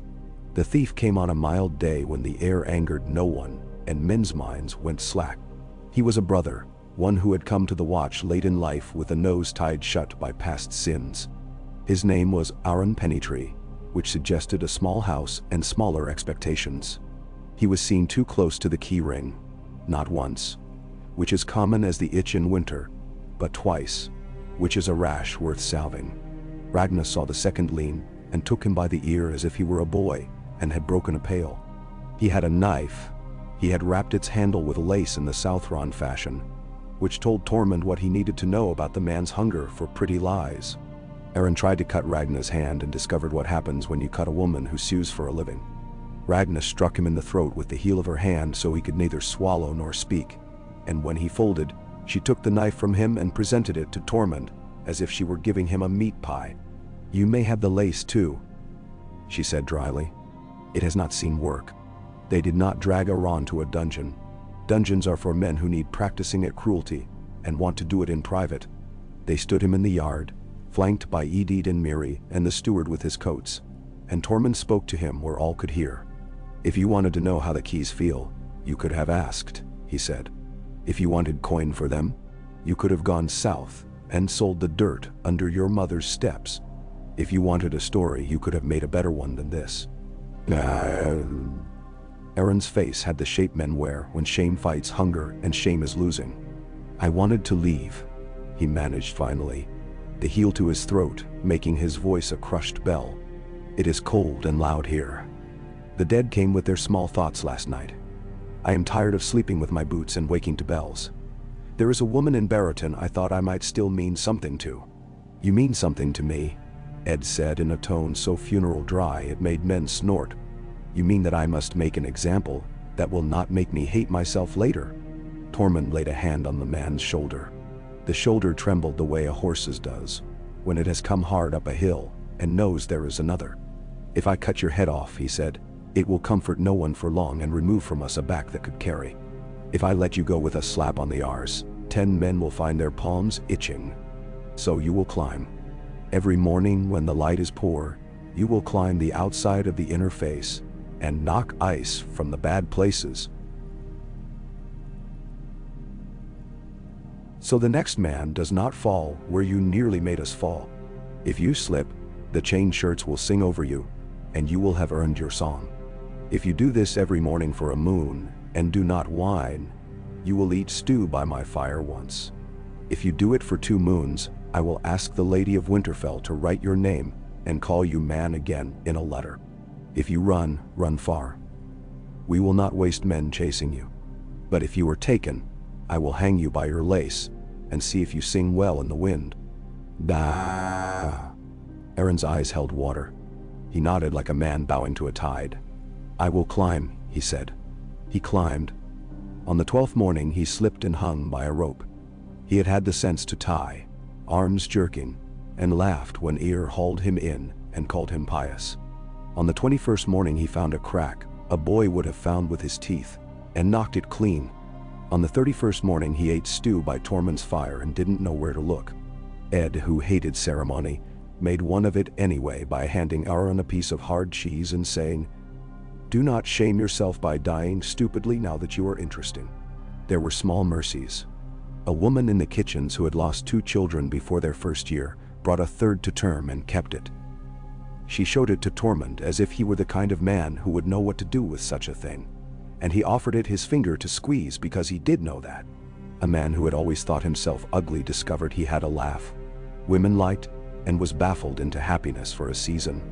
A child learned to whistle the horn calls backward, and was kept out of range of any horn for a while. A fox with a scar on its flank made a home under the old crate behind the smokehouse and stole eggs, and when they tried to chase it off it hid and looked offended, and Tormund let it stay because offense is a kind of respect in creatures that cannot talk. The north kept its pace. It gave signs that contradicted each other the way a lying witness does. Snow melted in places where no sun found it. Wind ran one way along the ground, and another way above a man's hat. Ansa brought a story of stones set in a circle that had moved 2 paces closer together between sunrise and noon, with no mark of hands. She put her palm into the space where a stone had been, and said it felt like touching a cold tooth in another man's head. They followed their charcoal line again, in pairs and threes. Never in fives because 5 feels like a parade, and parades die in snow. Torra and Aer and Ross went to the fingerstone and found around it a ring of small holes, as if some neat animal had planted seeds there. There were no seeds. Tormund knelt by one of the holes and held his breath and heard a sound coming out of it very far away that could have been wind down a flute, or could have been breath from a throat that had forgotten speech. He put his ear closer and did not like the shiver that went through his jawbone. "Fill them," he said. "With stones, with piss, with songs. I don't care. Do not leave mouths open in the ground around our line. The world has enough." They filled them with stones and with piss, which is a strong receipt against certain stubbornnesses. Torra sang a rude song as she poured, because some gods like to be dared before they will back down. When they returned to the wall, Ed listened and sighed. "I did not know we had a department for urinating on omens," he said. "It is good to have a complete organization." Messages with blue ribbon came regular as breath. The hand from Winterfell never wasted a loop. It told them when a caravan left and how many carts it had, and asked how much twine would be twine enough. It said the lady had spoken at a hall somewhere to a lord who thought it clever to doubt the pact, and had made him look at his own daughter when she said it. And afterward, the lord had been silent long enough to hear his better thought come back. It said Bear Island had sent salmon so red, it looked like it had decided to be a jewel instead of a fish, and that the Lady Lyanna had made a speech about wolves and walls that sent 3 boys to the yard to drill before their porridge cool. It asked if the dragon glass points broke on bone too often, and whether a sword with a strip of it set in the spine would be folly or art. Torra sent back a drawing of a blade with black teeth and the words, "It would be both." Davos added his own line sometimes. "For Tormund's eye only, the river's lip is breaking." Manderly's cousin snored at table, and then swore it was a prayer. "A boy in White Harbor asked me what the wall smells like, and I told him smoke, salt, and men who have learned to live with their own farts. Tell him also it smells like patience, which stinks." Tormund told him, and Davos, who had known stink, smiled without a sound. They named the scar-lipped girl properly in the books the watch kept, because a name in a book changes a life in the small ways that matter most. Torra of the Broken Mouth, it said, which pleased no one until Torra herself came and drew a line through broken and wrote laughing over it, and then it pleased some. She showed boys the right way to bind a glass point to a shaft, so it would not twist in the wound and become only a decoration. She took her turn on the line and did not boast when her arrow struck where she meant. She only ate and slept, and sharpened more. On a day when the light tried very hard to be warm and failed, and still deserved praise, Tormund led a small party to the Ash Ring. He had not seen it himself yet. Leaders should go sometimes where their men see, so that what they make in their minds is a shape that matches what others hold. He took Torra and Aer and Ansa, and 2 boys who had started to think being seen near Tormund would make them men quicker. He meant to disabuse them while keeping them alive. Davos wanted to come and did not. He had letters to make and a ship's manifest to argue. He hated that about himself, and Tormund respected him for the hating. The Ash Ring lay as Ansa had described it, a black necklace laid badly on pale skin. Snow had tried to reclaim it. and had not yet succeeded.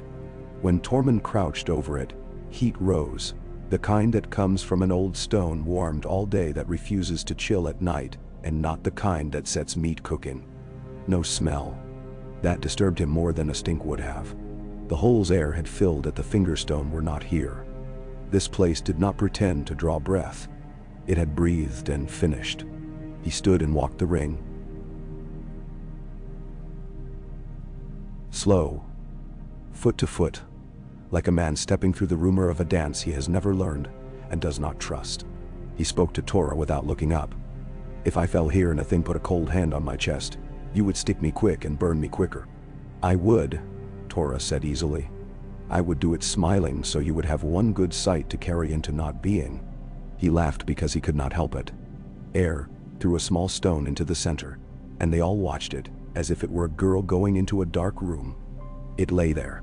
Nothing happened, which is the most frightening thing properly done.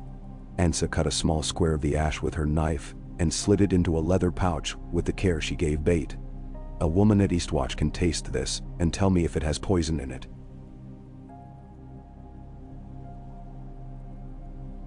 She said. She says the sea taught her. I want the sea's opinion on our new neighbors.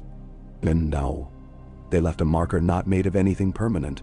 A cairn of fist-sized stones balanced in a way that would make a boy consider his hands, and set a fettered strip of blue cloth to flicker in an easy wind. When they turned to go, Tormund looked back and saw their tracks like a story written in a hand even he could read. A raven came and sat on the blue, and then left it and went, offended, because it could not think what to steal without choking. On the walk home, Ross fell twice because his mind had gone forward to the yard where he would tell a girl what he had seen. Tora cuffed him gently the second time and said, "Pretend you are old. Old men do not fall because their pride is not heavy enough to tip them," and Ross laughed and recovered his balance as if the joke had weight. They returned before the snow had changed its mind, and the light decided to be yellow for a breath. Ed met them with a piece of navigation that tasted like good bread. "The beacons can be seen from the third hill south," he said. "The boy who tends the second has a whistle that makes a note some men cannot hear, and some can. And the ones who can are not the ones who think themselves important. This pleases me." "Everything pleases you," Tormund said. "That is why you will live forever." "Gods forbid," Ed replied promptly. "I have no interest in being a legend. They get told by talkers who do not wash." In the weeks that followed, the North did not send a second test at once, which was a test itself. Waiting and work are hard mates. They clatter into each other at night and keep the other from sleeping. Tormund kept the markets, and the law, and the laughter. He sent Davos south once to speak at Winterfell on his behalf, not because he could not go. He could, but because a gatekeeper should stay where the hinges squeak, and because Davos in a hall is as good as a ship in a storm if you want to arrive at the right port. Davos came back with a ribbon of red to go beside the blue on the keys, and a bag of hand pies whose crust flaked like a respectful apology. "The lady says to share them, or you will offend the cooks," Davos reported. "She says also that she has spoken with the Lord Glover, and he has offered men to help keep the gifts road open when the thaw comes and breaks it like a bad promise." "She has more sense than the rest of us together," Tormund said, biting a pie that burned his tongue in a way that suggested the South had discovered a new and subtle cruelty called pepper. He shared them anyway, because the cook's offense was a thing he preferred to keep for other days. On a night when the moon came up late, and the stars looked like they had been shoved aside, and were nursing their pride, Miri sent a runner from Eastwatch panting with good lungs. A ship had been seen standing too near the ice, sails slack like a drunk's jaw, with no man on the deck who could be seen, and only a lantern swaying of its own mind at the stern. They cut her off with 2 small boats, and found on board 7 casks of salt beef gone green at the top, and a pile of furs, old and stiff. There were no men, and no signs of men save a shirt nailed to the mast, as if a priest had been here and got the ritual wrong. Tormund had them bring the ship in, and take what could be used and burn the rest out on the gray water. Because ash blown onto water is a language even the sea respects. He kept the lantern, because a lantern that slides its circle of light of its own accord is a warning, and a fair one. He hung it in the yard on a bent iron hook, and told boys to throw snow at it when they felt the itch to do a mischief they would regret. They wasted a day's mischief on it, and the yard was better for it. The boy who had first blown the cracked 3 blast on the east parapet died quietly one morning with his face turned to the wall, which is the way of things in a place where the cold gets into places men do not watch. He had been fine, and then he was not. They burned him with the modesty owed a boy who had done his job and not made a poem of it. Tormund spoke to his mother in the yard and said, "Your boy blew a horn when other boys would have been looking for a corner to piss in." And the mother laughed despite herself and put her hand on his shoulder and squeezed. That laugh was worth more to Tormund's tally than a cart of coin. On a morning that wanted to be spring and did not have the strength for it yet, the wind arrived from nowhere and everywhere at once and made the chain shirts sing the wrong note. Ansa, who could smell a storm 3 hours away, said, "This is not weather," and men nodded as if their bones had told them so already. The drawn line, bent lady, ash ring, finger, dog rocks, wind hole, sent back notices by way of ravens who arrived with their feathers standing at odd angles, as if the air were nails. From the wind hole came a tale of a sound that began under the ground and moved through the legs of the watch to their teeth, and made old wounds remember themselves. From the dog rocks, a watcher reported seeing tracks that ran against each other as if 2 things had walked the same path in opposite directions at once. Ed took that note and did not frown, because frowning would have given the idea more weight than it deserved yet. From the fingerstone, Ayer's neat hand wrote, "The blue cloth we left at the ash ring is gone, and the knot we tied hangs in the air just above where it was, unfastened." He had pressed his hand to the air where the knot hung, and felt nothing and everything both. He had left it and set up a second cloth inside it, so men would not forget where to look. They read these things like men, reading fortune on a table full of stones, not because they believed in stones, but because reading keeps your eyes open. Tormund did not call a general alarm. Alarm burns fuel, and you need fuel for the long. Instead, he added one small thing to the day. He had men come in pairs at dusk to the ring of stones and speak one simple sentence into the world, with the steadiness of men stacking bread on a shelf. He gave them their sentence as if he had bribed it out of a god in a dice game. "We are here, and we will be here tomorrow." Men laughed at it because men laugh at anything they are made to repeat. They said it anyway. After 3 days of saying it, boys began to say it without laughing. After a week, the sentence turned into a habit and hung in the air like a ribbon men could brush their fingers against on the way to their duty. "Do you think the air cares?" Ed asked one twilight, his breath making a small cloud that hung for a long time as if to test gravity. "The air doesn't care," Tormund said. "We do. Saying it makes it true for us, which is enough. Every truth starts with a liar being steady." "Oh, excellent," Ed said. "I have always wanted to be steady. Lying I can do without instruction." They slept raggedly that night. Toward morning, a light strolled the far line like a man who had been given a map and told to walk along ink. It made no noise, which was its insolence. It moved not quick and not slow.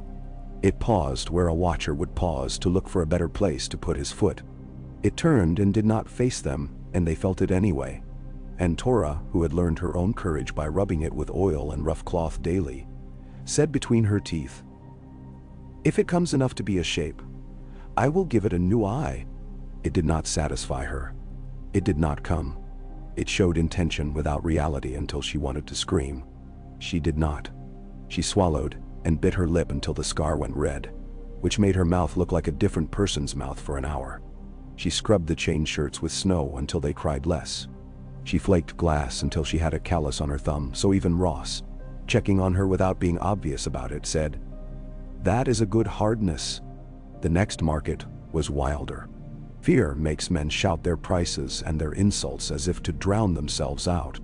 Tormund walked among them with the blue and red ribbons on the keys, like small foolish flags of alliance, and spoke small sense the way a man flicks the nose of a dog to break a snarl. He bought a bad painting of a bear from a boy, because the boy's face made him think of a day when he had stolen honey.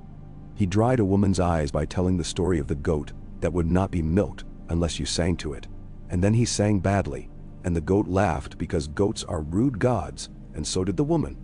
He took a knotted string from a man who had tied in it all his worries of the last 2 moons, and held it up and said, "This is very fine." And the man had to laugh, because you must, when someone praises your fear for its craft. In the evening, he found Davos writing by a guttering candle, and tightened the wick with his fingers until the flame behaved. "If the dead do not come in a line like brave soldiers," Tormund said, "they will come the way water comes. At the seam, at the old cut, at the place where last year's repair forgot to be perfect." Davos blew on his ink. "I have been thinking of Skagos," he said without preface, "because a tired man's mind goes to its oldest obligations when a new one looks unsolvable. Of a boy who might be a lord and of the teeth in the sea, and of promises I made in a different war." "Promises do not die," Tormund said. "They get coats of ice on them, and then you must knock it off with a stick. If you must go, go and bring your lord with you. We could use a boy who thinks he is a wolf, and might be. But do not go when the keys are turning. Men will say you ran from bells." "Bam? And you?" Davos nodded as if he had expected to be told the thing he had told himself, and simply needed to hear it in another voice to have permission to accept it. "I will not," he said. "Not while this remains a line and not an open mouth." He folded a letter and tied it with common string, not blue, not red. "There is a coin to be paid at Old Town for a fire they forgot to notice. I will pay it when I can be spared." "In spring," Tormund told him.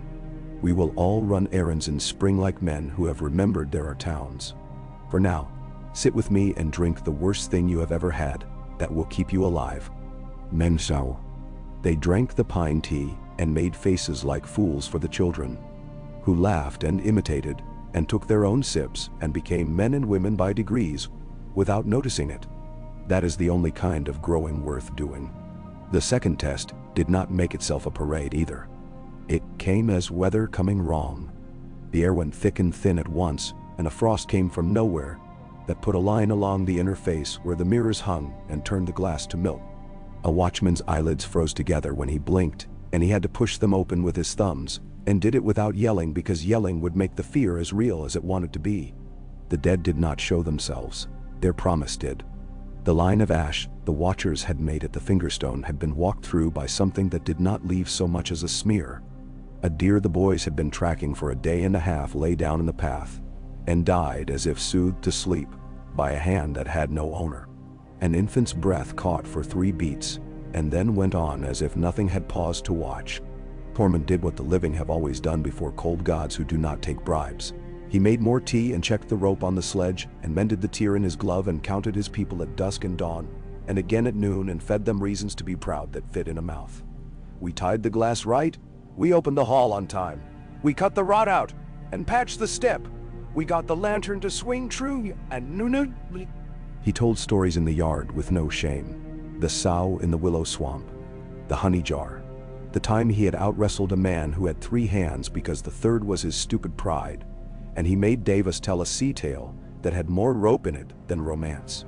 He let Ed speak his litany of complaint until the laughter grew hot enough to cook fear into something edible. When the third test came, men did not laugh. They did not have time. It came with noise that was not noise, a silence with its teeth bared. It came with another thing, a smell like nothing, like the absence of all stink and sweetness both. The chain shirts rattled their fierce small defiance, and arrows went out and struck, and some turned a thing into a stillness that fell, and some stuck, and did nothing to a moving. Fire worked as it always does, rude and honest, and the dragon glass took eyes and made them empty. A man without eyes, but with a sword that remembered its edge, stepped over the pitch, like a man steps over a name he will not say, and met Ross on the parapet. Ross drew the knife Torah had tied to his belt, and went at the thing with his mouth making the small moans a body makes when it is busy and cannot bother with dignity. He stabbed where a heart should be. The thing moved as if it had been pricked by a thorn, and then kept coming. Air's spear took that one in the side of the neck, and the thing unmade the way a lie unravels when a child asks a direct question. Ross fell backward and laughed, because men laugh when they are not dead after being nearly. Torah pulled him up by his hood and shook him once, an act of love. Grey Hake lost a piece of his ear and claimed he had always wanted the world to look different, and a woman from the kitchens with a pan lid for a shield struck a dead thing on the knuckles so hard it lost its grip on the stone and fell. The thing with no eyes did not come that night, or if it did, it watched from a place men could not persuade their pupils to find. In the morning they counted their dead and did not say the number aloud. They burned them and ate as a punishment for being alive when others were not. After, they put up a low wall of stones along the inner parapet in 3 places where the fight had gone from a hold to a push. It would not stop anything that wanted in truly. It would make a man's back stop imagining falling when he looked left. Tormund made a point of standing with his heels against it and looking out while talking softly to the people next to him. When men saw that, it killed a story the fear had started building in them. Fear's houses go up fast. They fall down when you kick one true beam. Winter started to tire. It never admits this. It leaves small evidence. The raven's feathers lay smoother. The breath of the men who trudged between beacons made less smoke. Where a sledge had cut a groove last week, the rut was shallower today. The sea chewed holes in its crust, near Eastwatch, like a patient dog might open its crate from inside. The snow lost its wish to stick to every shoulder and settled instead for striking the ground and calling it good. One noon, a thin rain fell straight down. It made a sound like applause on the taut canvas of the market tents. Children put out their tongues and said it tasted better than snow and worse than stew. The men of the watch, stern in their preferences, said it tasted like someone else's bad beer, and then drank it when it ran down their faces anyway. Tormund stood in it until his beard hung with water, and he felt cheated. It should be warmer or colder, he complained. This in-between makes a man unsure whether he is at war or at work. You are at both, Eddie D said. You always will be. You would be even if you were dead. Cheer up. The stew is slightly less bad when it is wet. Now, they opened the market wide under the thin rain and found that it made men more willing to buy, as weather sometimes does. A man from last hearth traded 3 good wool blankets for a knife with a black tooth and rubbed the blade with his thumb too often and cut himself, and was delighted because blood is proof. A spearwife who had come down with the herders sold a childless couple a small carved bird to hang over their bed and told them it would not bring a baby, but it would bring a laugh when the string broke and the bird hit the man in the face, and they paid happily because honest curses carry the most luck. The Manderley captain with the pastry had none that day and apologized to Tormund as if it were a sin. I could make you something out of salt cod and regret, he offered. We call it White Harbor forgiveness. Keep it, Tormund said. I do not deserve that much mercy. Davos said, I have had forgiveness that tasted worse. And the captain took it in pure along with a coin and a promise to bring lemons when the sea allowed. By the time the thin rain tired of its misunderstanding and gave way to a cleaner cold, the line of ash had picked up a new story. A print like a hand with too few fingers had crossed it when no watch stood. Tora found it and put her foot in it to see if the world would end. It did not. She laughed then in a way that was not bravery and not despair, but something both would respect. She spit in the print as well, not for superstition, but for her own satisfaction, which is the only honest use of spitting. They had the key turning on the 9th day, worn into the month's wheel now, so that men asked what day it was by asking how the keys felt. Tormund wore them heavier than usual that dusk, an old man's trick when he wants to feel a duty against his bones. They passed hand to hand, and the blue and red ribbons flickered, and the iron touched skin. Ed blew the horn, and it made its patient, low sermon. Tormund said the sentence because he had ordered others to, and he must never ask of a man what he would not do himself. We are here, and we will be here tomorrow. Davos said it too, dryly, as if testing whether the words fit in his mouth. They did. Even the Manderley captain said it, which meant it would be repeated in a dockside hut in White Harbor, and laughed at, and then later, said again in a quieter room. After they turned and spoke, Tormund told a story because stories are bred when the day has been lean. He told them about the first time he had kissed a girl away north of the Milkwater, and how his beard had frozen into points that had made her swear, and then laugh, and then kiss him despite them, and how he had thought then, that he could return to that moment whenever he liked and discovered the world does not keep doors open for fools. You must make new ones.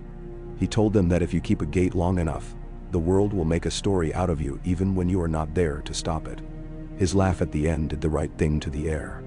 When the dusk went to dark, he sought his bed for a time, and then, rest not coming, he rose and went to the parapet where the low wall made a man's back behave and looked north.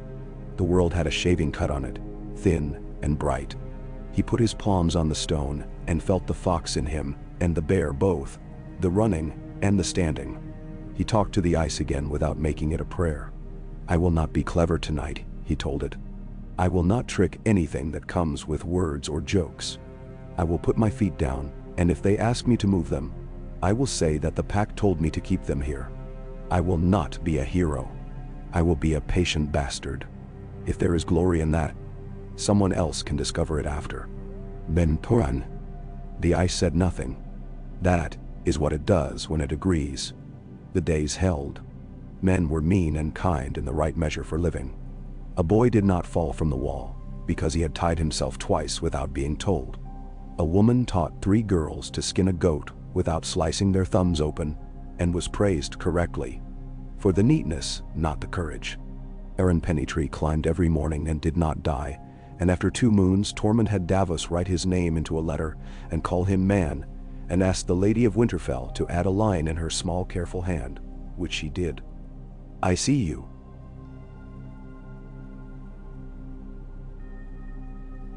She wrote, which is the sort of sentence that will carry a man for 3 more winters if he lets it. Spring did not arrive. It flirted. The rivers lip chewed and spat. The beacons burned less, and then for a day, not at all. Ed went and lit one anyway because a habit must not be allowed to slip entirely into a memory. Tormund said nothing because he knew when a man needs to be permitted his small defiance against the easing of his burden. And the north, canny, tedious, full of its old cold, kept at it. A sound here, a light there, a print where none should be, and none where one must be. The Pact sat like a man quietly carving a spoon in the corner, making something useful out of a block of patience. A Lord Protector with ribbons on his iron and a laugh too big for some mouths walked the line of ice and men and made it tighter and looser as needed. He thought of Jon Snow. Often. Always. And of a boy's hard mouth saying words a man should have said, and of doors made, and of gates kept. He thought of the keys turning at dusk, and of how turning a thing together makes you family in the only way that matters. By work and by willingness to show your throat, and trust the other to touch it lightly.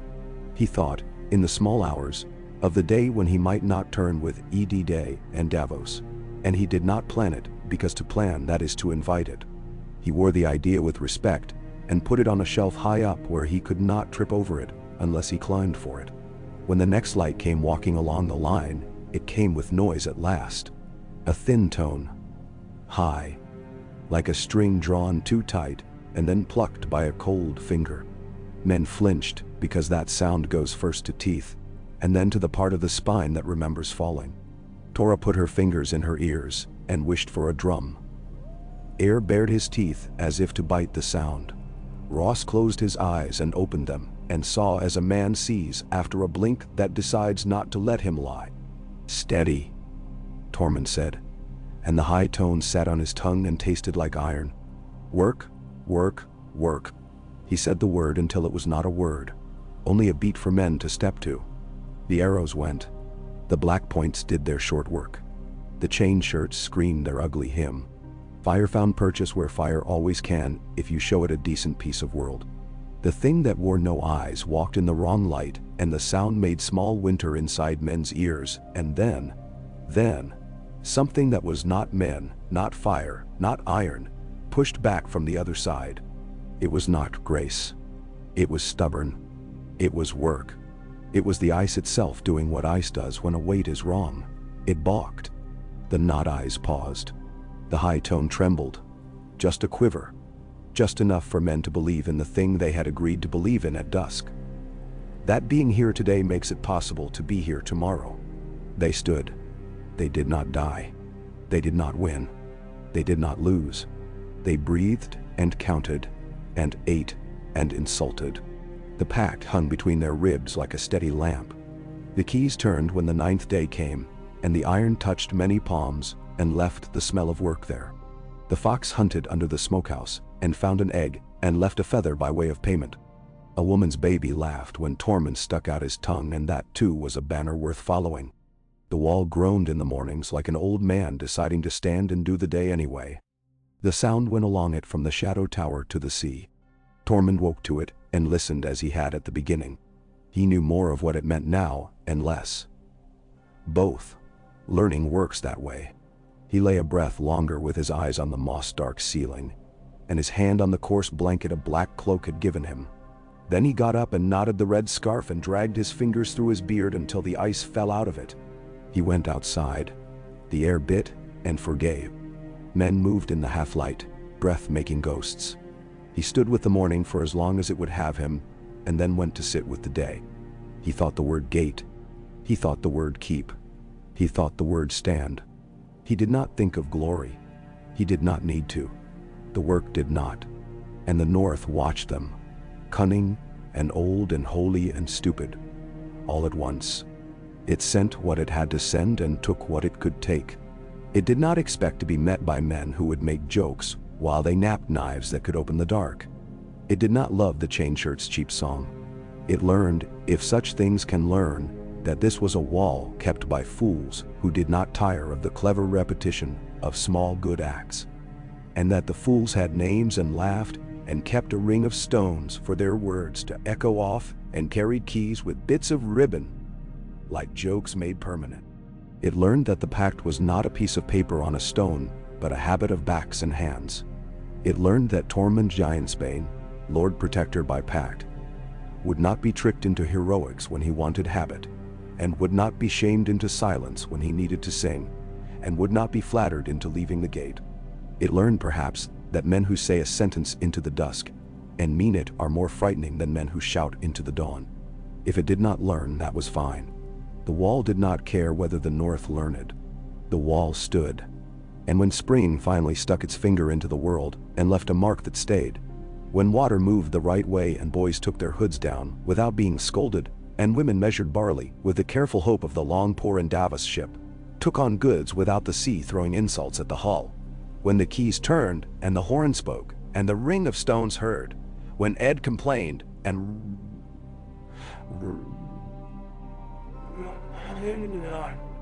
he chewed his words and swallowed the ones that would have jinxed all of it.